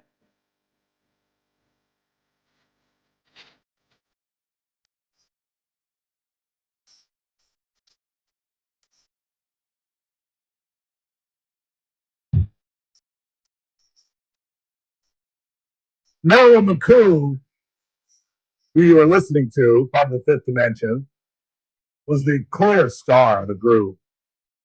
I was always shocked that she stayed as long as she did. She was married to one of the Fifth Dimensions. Bill, I think his last name was Davis. He was the shorter guy with the mustache. And they, I think, eventually did separate from the Fifth Dimension. And the couple, Bill and Marilyn McCoo, went off on their own as a group. And then Mr. Townsend, because I was young and living in Ladera when the Fifth Dimension broke up. And Mr. Townsend, we would ask him. That's why it was kind of cool that he would hang out with us. And we had a kid named Tony Flournoy, who, maybe this is where I got it, but Tony had no edit. Like, I was sometimes afraid to have Tony around my dad, that he would ask my dad some stupid ass question. My father would be like, don't bring that boy around here anymore. You know what I'm saying? That's how Tony was. He was just kind of, just didn't give a damn. And he asked Mr. Townsend one afternoon, we were just hanging out, and he said, did they stab you in the back when they left the group? They do you like Michael? Mr. Townsend was like, no, I don't care. I got enough money. I'm happy as I can be. And I get gigs, and he did get some gigs, you know, just because he had a great voice. He's lucky that they got together in the 20th century, because I don't think they would have made it in the 21st century. Mr. Townsend was about 5'10", had to be 3 bills. They always wore vests, the men in the group. They always dressed alike, and they always wore vests. I just remember Mr. Townsend would never button up his vest. He kind of wore it unbuttoned. It was kind of like weird, but really nice guy, really nice. But Marilyn McCoo and Bill Davis, I'm pretty sure that was his name, Bill Davis. Is that right? Hey, Siri, show me the members of the Fifth Dimension. The current member of the Fifth Dimension. Billy Davis Jr., Florence LaRue, Billy Davis Jr., Lamont. Shut up, Siri. Shut up, Siri. Well, I didn't say disappear the thing. And why isn't Ron Townsend's name in there? I got it right here. Well, what do they have? I didn't see Mr. Townsend's name in there. Marilyn McCoo, Florence LaRue, Lamont McClure, Ronald Townsend. Oh, he is in yours? He's in okay. He wasn't in mine. But Billy Davis Jr. and Leonard Tucker. He's not credited with vocals, but he's in here. Mr. Townsend is it? No, but I mean, everybody in here is technically. Lamonte McClory is not even like down as vocalist, so they probably just forgot to put him down. That's weird. He's here. There's even a picture of him too. What do you think he is? I said 5'11", 3 bills. What do you got? They don't have measurable. I mean, no, but you're looking at him. You're looking at him. What do you think? I'd say 3 bills. Yeah. He's a pretty round dude. Yeah, he was a big guy. I couldn't tell you his height because I can't tell. No, he's about 5'11". Yeah. Both Kyle and Kim were big guys. Kim was thick. Kyle was kind of tall and a basketball player. Kim was a football player and was the bully of the neighborhood. Oh, nice. Passed away August 2nd, 2001 in Vegas. Yes, he did. And my mother went to the funeral. She absolutely did. I didn't know they were that close, but he was a really nice man. He really was. I got so much to talk about, but again, I want to hear what you guys are talking about. Let's go back to the board. What do you got? Let's see. Ralph, Marilyn McCoo, and Billy Davis are still alive and still married. That's from really? That's from who? JD. Thanks, JD. I didn't know that. That is nice to know. God, they've got to be. If Kyle and them were older than I am, that means Mr. Townsend had to be older than my parents. So let's find out. Hey, Siri, how old is Billy Davis Jr.? Billy Davis is 87. 87 years old. Hey, Siri, how old is Marilyn McCoo? Marilyn McCoo is 82 years old. She's just 82. He's 87. He's 82. God, wouldn't that be nice? Can you imagine? See, this is why I never got married, because I can't even fathom being with somebody for 60 years? They probably met when they were young. I mean, because they had to be in there. If I was like a child, they had to be in there. Well, let's do the math. They're 20. She's 20 years older than I am. So when I'm 10, she's 30. So yeah, they've been together for like 50, 60 years. I used to amaze at my dad. My dad and my parents were together for 36 years. 30. I don't think marriage was meant for me. I'm in a week-long relationship and I'm ready to break up right now. That's not true. I'm happy as I've been in a long time. You weren't gonna get. I know. She ain't listening. No way she's listening.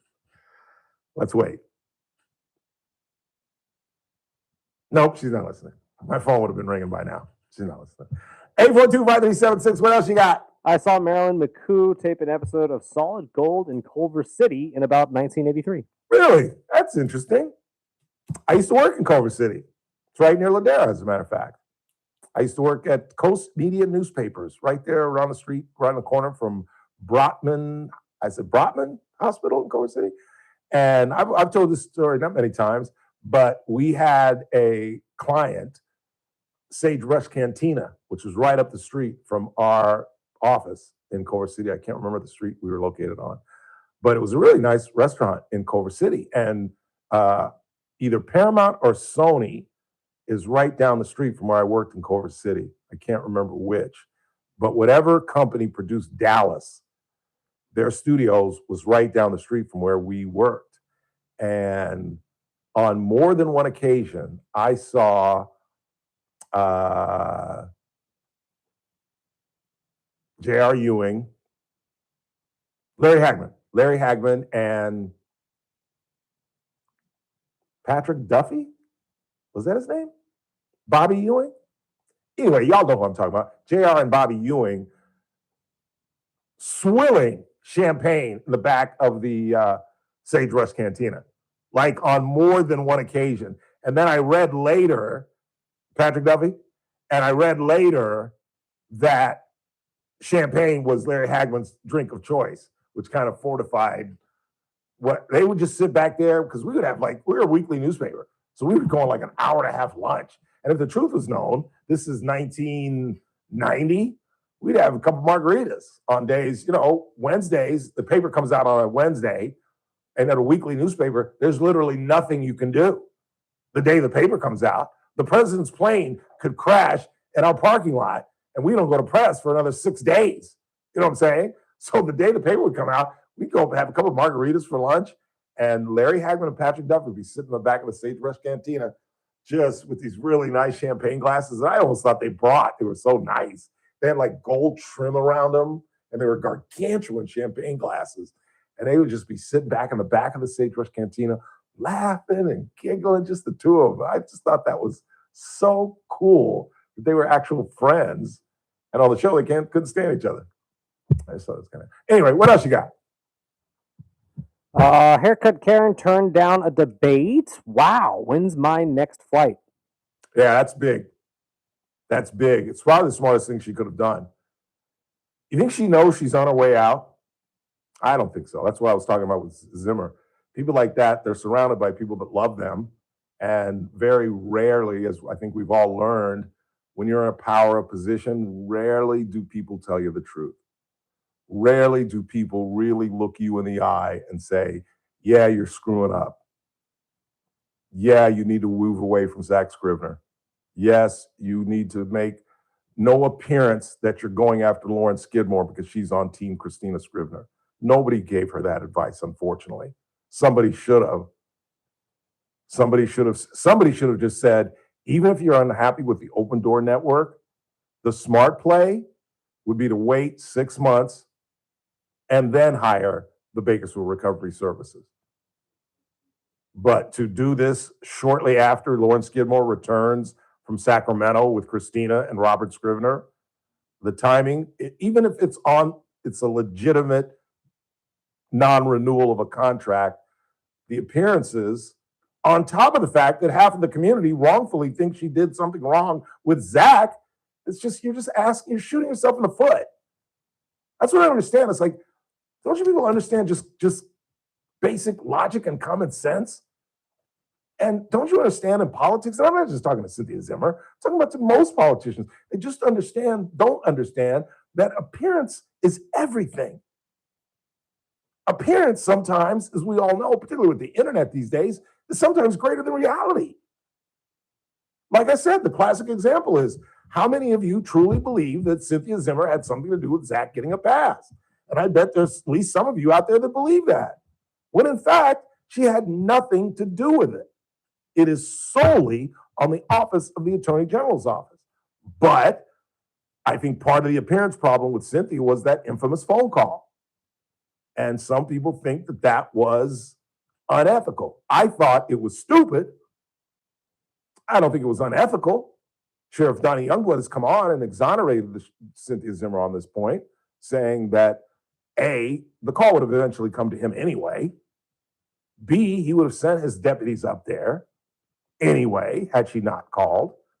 And C, just a side note, if you think that's the first official ever to call Donnie Youngblood, you've lost your mind. And as I've been willing to concede, I consider the sheriff a friend of mine. I have his cell number. If my nephew came up here to visit me and got into a scrape in the county, would I call Donnie Youngblood? You god doggone right I would.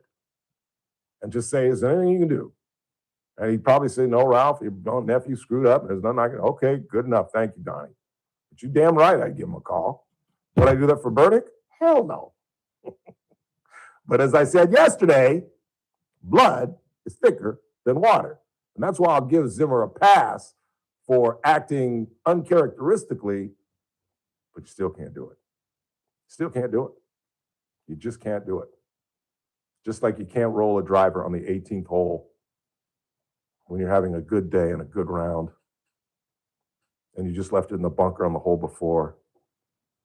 You got to at least hit it in the air. Let's go, Chris. Just can't happen. But it happens to me. Rolled a drive 50 yards. Right there. You want to see how I did it? I'll show you how I did it. Just like this. Right there. Right there. Head gone. Never saw the ball. Never saw the ball. Boom.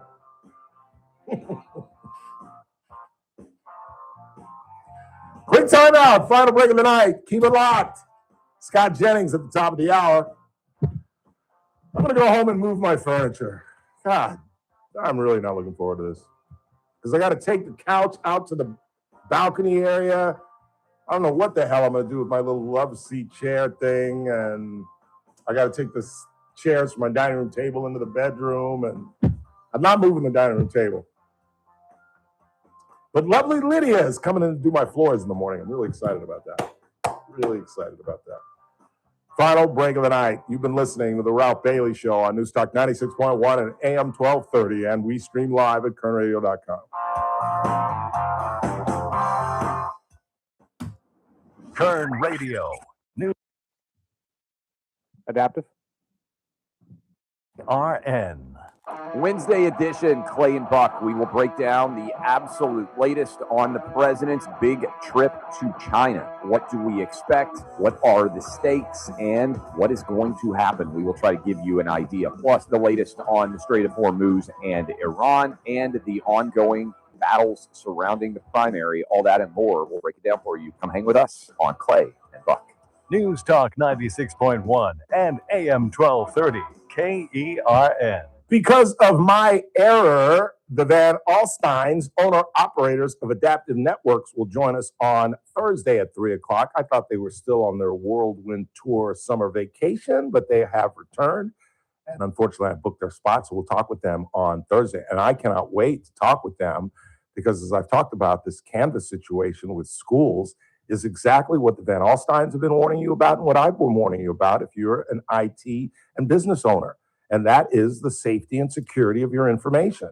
I'll explain the Canvas thing during the show, but essentially schools, KCCD and the current high school district had their information stolen. And it's not even clear whether they paid a ransom to the people that took it. That's why you should get involved with Adaptive Networks. Not only can they stave off folks from stealing your information, but if it does get stolen, the folks at Adaptive Networks can retrieve it without a ransom or blackmail or anything like that. Tune in on Thursday when we talk to Ryan and Jennifer, 4:30, right here on the Ralph Bailey Show on News Talk 96.1 and AM 1230. For garage doors done right every time, use King Door Company. Your garage door is a big deal. From the look of your home to the safety and security,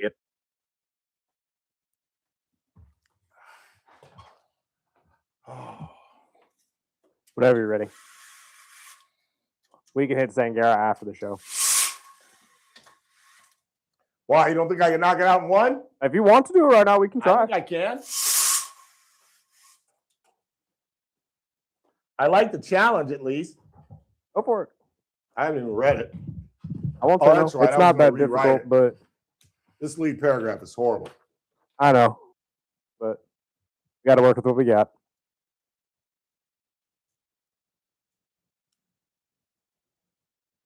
You want to knock out the promo first? Okay.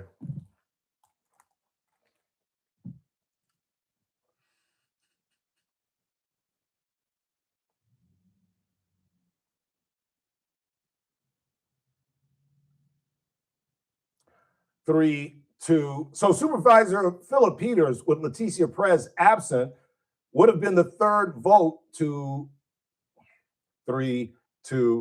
So Philip Peters refused to join Jeff Flores and Chris Parlier in supporting the occupancy agreement between the DA's office and Bakersfield Recovery Services. The contract is still intact, but Peters said it best. The appearance, this whole thing from the beginning, seems like a revenge attack on Lauren Skidmore by our top cop, Cynthia Zimmer. 3, 2. It's that man again. Look what's coming up on the Wednesday TRBS. Well, it's a busy Wednesday broadcast. We're going to talk to Supervisor Jeff Flores about the occupancy agreement that was denied the Bakersfield Recovery Services. And, of course, Howard Marcus will be here, the folks from Bakersfield College, and a whole lot more on the Ralph Bailey Show. News Talk 96.1 and AM 1230, streaming live at kernradio.com. I'll see you Wednesday. All right, we don't really have time because we're only got about 40 seconds, so we'll do it afterwards. Really? You can't escape a lot of things in life, but you can escape prediabetes. Prediabetes captures 1 in 3 adults. There are usually no signs of prediabetes. In fact, most people don't even know they have it. But with early diagnosis, you can change the outcome and prevent or delay type 2 diabetes. Take action by taking the 1-minute risk test at doihaveprediabetes.org. You might not be able to escape having this song stuck in your head, but you can escape prediabetes. Go to doihaveprediabetes.org today. Brought to you by the Ad Council and the Centers for Disease Control and Prevention. Clay Travis and Buck Sexton live at 9 a.m. Now back to the Ralph Bailey Show on News Talk 96.1 and AM 1230 KERN.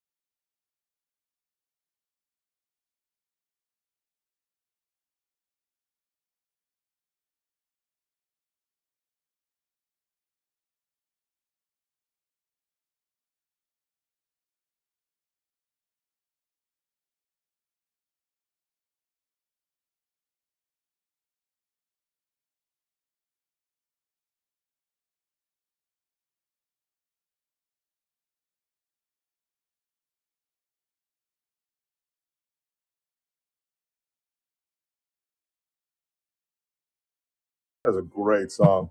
What were the couple things I wanted to get to? Oh, I wanted to get to this. I wanted to get to this real quick. We got a couple minutes left. This arch criminal that walked out on the Denver tarmac and got run down by a plane. I don't think there's anything to the story, and I don't mean to make light of a story, but he's an arch criminal, so I don't give a damn. If he was just a crazy man who walked out on the tarmac and got ran over by a plane, it'd be a big deal. Have you seen the video of this? I'm not. Oh, you haven't seen the video? Dude. And it destroyed. He gets sucked up to the engine. Oh. Well, see, that's what's funny. Listen to this journalistic description. Oh, God. This is hilarious. I mean, I found it funny. Well, let me just read the first couple of paragraphs. The Denver airport trespasser who was sucked into a jet engine and horrifically dismembered when he stepped in front of a Frontier Airlines plane was a career criminal who was previously arrested for attempted murder. Again, getting back to our judicial system, and authorities believe he intended to kill himself. Michael Mott, 41, was seeking to commit suicide when he calmly walked across the runway while the aircraft barreled toward him, according to the video of the grisly scene and a representative for the Denver City and County Medical Examiner's Office.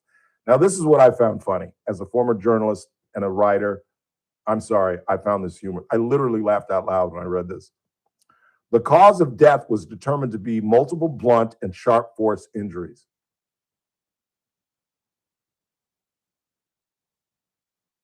Y'all don't find the humor in this? Death by dismemberment, maybe. He got hit by a plane. Yeah. Isn't that what you say? Cause of death, he got hit by a plane. Like, is there any interpretation? Well, did he survive? He got hit by a plane.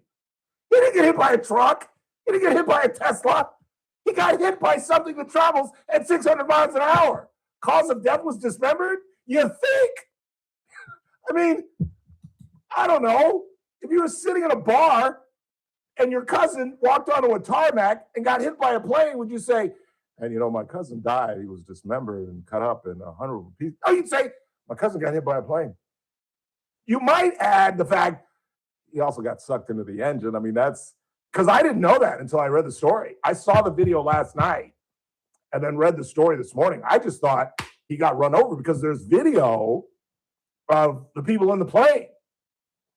And I would have thought when I first heard of the story that it would be like a tank going over a rabbit. You know what I'm saying? Or it had kind of been like a little like this, Chris. It would have been something like, what was that? But no, there's video in the plane where it's like, boom, boom. And it's like, holy crap, what was that? And to think that, let's say he was 200 pounds, that a 200-pound object could screw up a plane like that. And that's the other thing that they don't show in the video. Like, what happened to the plane? I mean, obviously, did they take off still and come back? I should have, because I stopped after I read that paragraph. Cause of death was dismemberment and cuts, and he got hit by a plane. I think that's pretty self-explanatory. I don't know, call me crazy. 3 text messages, and I'm going to go move my damn couch. Isn't I'm so Becerra's name lazy. Xavier? Why are you calling him Javier? I am so lazy. Oh. When I took my last walk, I was thinking, like, I really don't need to get my floors done. Really? Maybe I should just call Lydia and just say, I don't need to get my. You gotta get the floors done. I gotta get the floors done. God, because I've got to physically by myself move my 26-year-old couch. It's a pain in the ass. Now what? Go ahead. Isn't Becerra's name Xavier? Why do you keep calling him Javier? Because I used to call him Xavier, and the folks corrected me, and I listened, and in fact, it is pronounced Javier. He pronounced it Javier. You are wrong. Because I did call him Xavier. That's what I thought. Xavier Cugat, a very famous band leader in the 1950s and the 60s, spelled his name Xavier. That's why I assumed it was pronounced Xavier. But no, it's Javier. You are wrong, as I was about a week ago, and thanks to the listeners for tightening me up. As I'm tightening you up, couldn't be more wrong. What else you got? The one that irritates me is irregardless. That's a little redundant, but it's a word. It's a word. It's not grammatically incorrect. It's a little redundant. There's another word like that, like reiterate. Like to iterate is to repeat. Why do you have to say reiterate? I don't know. Well, one more. I'm going home. Ralph, Magic lost my respect when the Dodgers allowed transvestites to dress up as nuns and mock the Catholic Church. And you think Magic Johnson made that decision? Not Mark Walters, not the Guggenheims, not Stan Kasten. Have you lost what's the matter with you? You really think Magic Johnson's making decisions over Mark Walters? Are you stupid? Mark Walters could buy and sell Magic Johnson. The Guggenheim family could buy and sell Magic Johnson if we were still in that century. But no, Magic doesn't make any major decisions for the Dodgers. He's got a tiny little piece. But as we know, even a tiny little piece is a lot of money. That's like saying Billie Jean King would be responsible for that. She's part owner. You didn't put it on Billie Jean King, I noticed. What, she got the complexion for protection? You gonna pick on Magic? You think either one of them make decisions for the Dodgers? You people amaze me. I have one of the smartest audiences in radio. You're all engaged. You read the news. You know what I know. And then there's like 5% of my audience that is kind of stupid. Yeah, you're kind of stupid. I mean, anybody who thinks that Magic Johnson is calling the shots for the Los Angeles Dodgers? That's stupid. I'm sorry. So Chris Burdick is certainly not stupid, and Ralph Bailey, who damn sure ain't stupid. That's what's really going on. I'll wrap you tomorrow.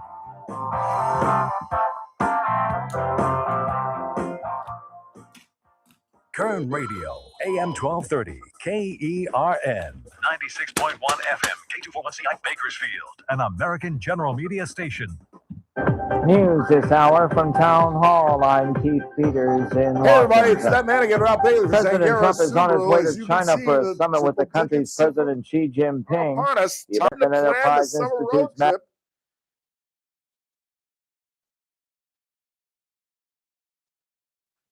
And what better way to kick off the summer what better way to kick off your summer road trip than in a brand new Subaru? And if you want something sporty and comfortable, all right, you ready?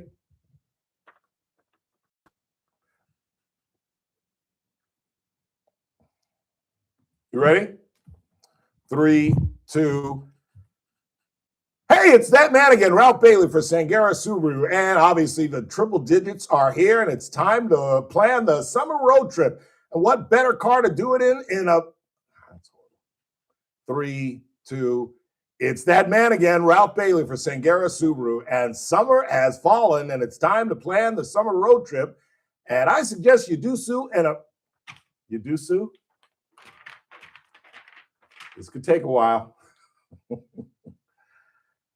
3, 2. It's that man again, Ralph Bailey for Sangera Subaru. And summer has arrived, and it's time to plan the summer road trip. And what better car to do it in than a brand new Subaru? And if you want something sporty and comfortable, then the choice is clear, the Outback. And now, through June 1st, lease a 2026 Outback Premium CVT for only $229 a month for 36 months and just $5,000 due at signing. Plus, every Subaru comes standard with symmetrical all-wheel drive. However, offer ends June 1st. So stop by, see my dear friends Damon Culbertson, Hassan Levy, and test drive a brand new Outback today. Sangera Subaru, paving the way for a better community. 5500 Gasoline Alley Drive in the Bakersville Auto Mall.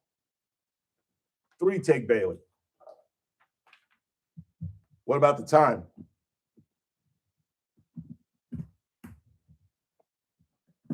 Time is okay? All right. Perfect. 45 seconds. I can make that. An emergency button GPS, but reimagined for today. A small wearable device alerts your family the moment something happens. Discrete in-home sensors, no cameras, no microphones, cover you even when you're not wearing it. And a smart pill box tells your family if medications were taken, all right on their phones. For the kids, you go from hoping everything is fine to actually knowing it is, even when you're across the country. For mom and dad, Connected Caregiver keeps you in your home on your terms. That's not losing independence, that's keeping it. Call 888-870-8020. A Connected Caregiver specialist who genuinely cares will help find the best solution for you. They'll even help check if you qualify for a free device. Call 888-870-8020, 888-870-8020. Amazon is... From the KERN Newsroom, your live and local news update. Why, you are being asked to bring a little creativity. I'm Chris Davis. That would be in the renaming of Cesar Chavez Elementary School in Bakersfield. And the ask is coming from the Board of Education, which is now accepting suggestions and will through May 22nd on their website. The school board put out a letter saying whatever the new name may be, they still want it to take into account the community the school serves and honor and reflect the legacy, contributions, values, and enduring